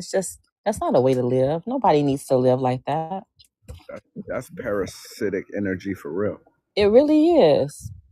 They'll take everything from you. They'll suck your life force away, your whole life, and then by the time it's time to not, it's too late already anyway. But look, y'all, hey, this has been a great conversation. I gotta go. My children are up, and we got things to do.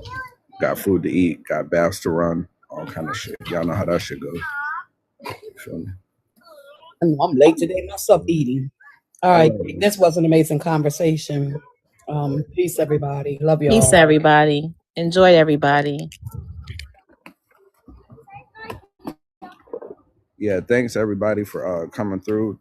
Shout out to everybody in the comments. Follow me if you ain't following me. And if you ain't following me, that's crazy already. So, you might have some parasites in you telling you to do things that don't make sense.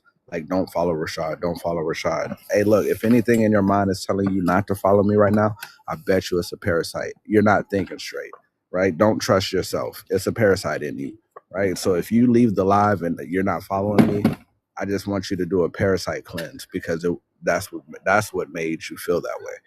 I guarantee you. You know what I mean? I guarantee you it's the parasites, right? If you ain't buying my book or Los book, Swarthy's book, you got parasites. They're in your butt. All right, peace and abundance, y'all. Get them booty parasites about you, and have a good night. Hey, peace, Los, peace.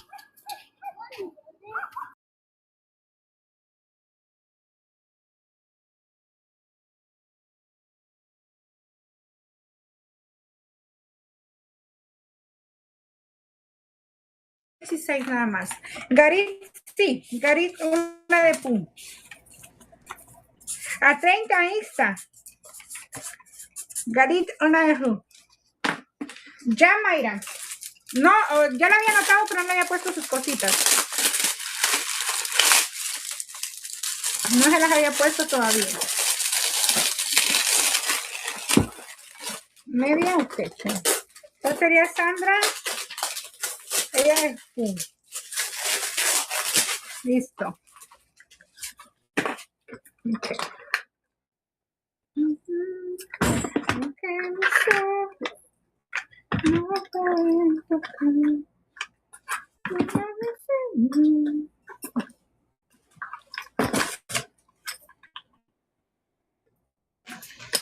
Esto se tiene cargado.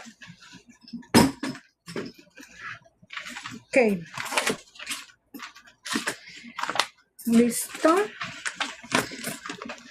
Ahí está. ¿A quién se llama?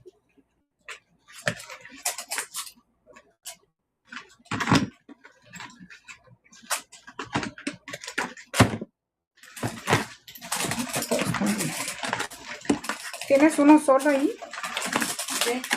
¿De pum? Hacemos.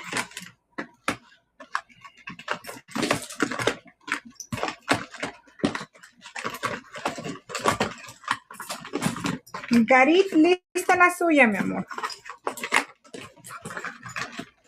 Lista la de Garit.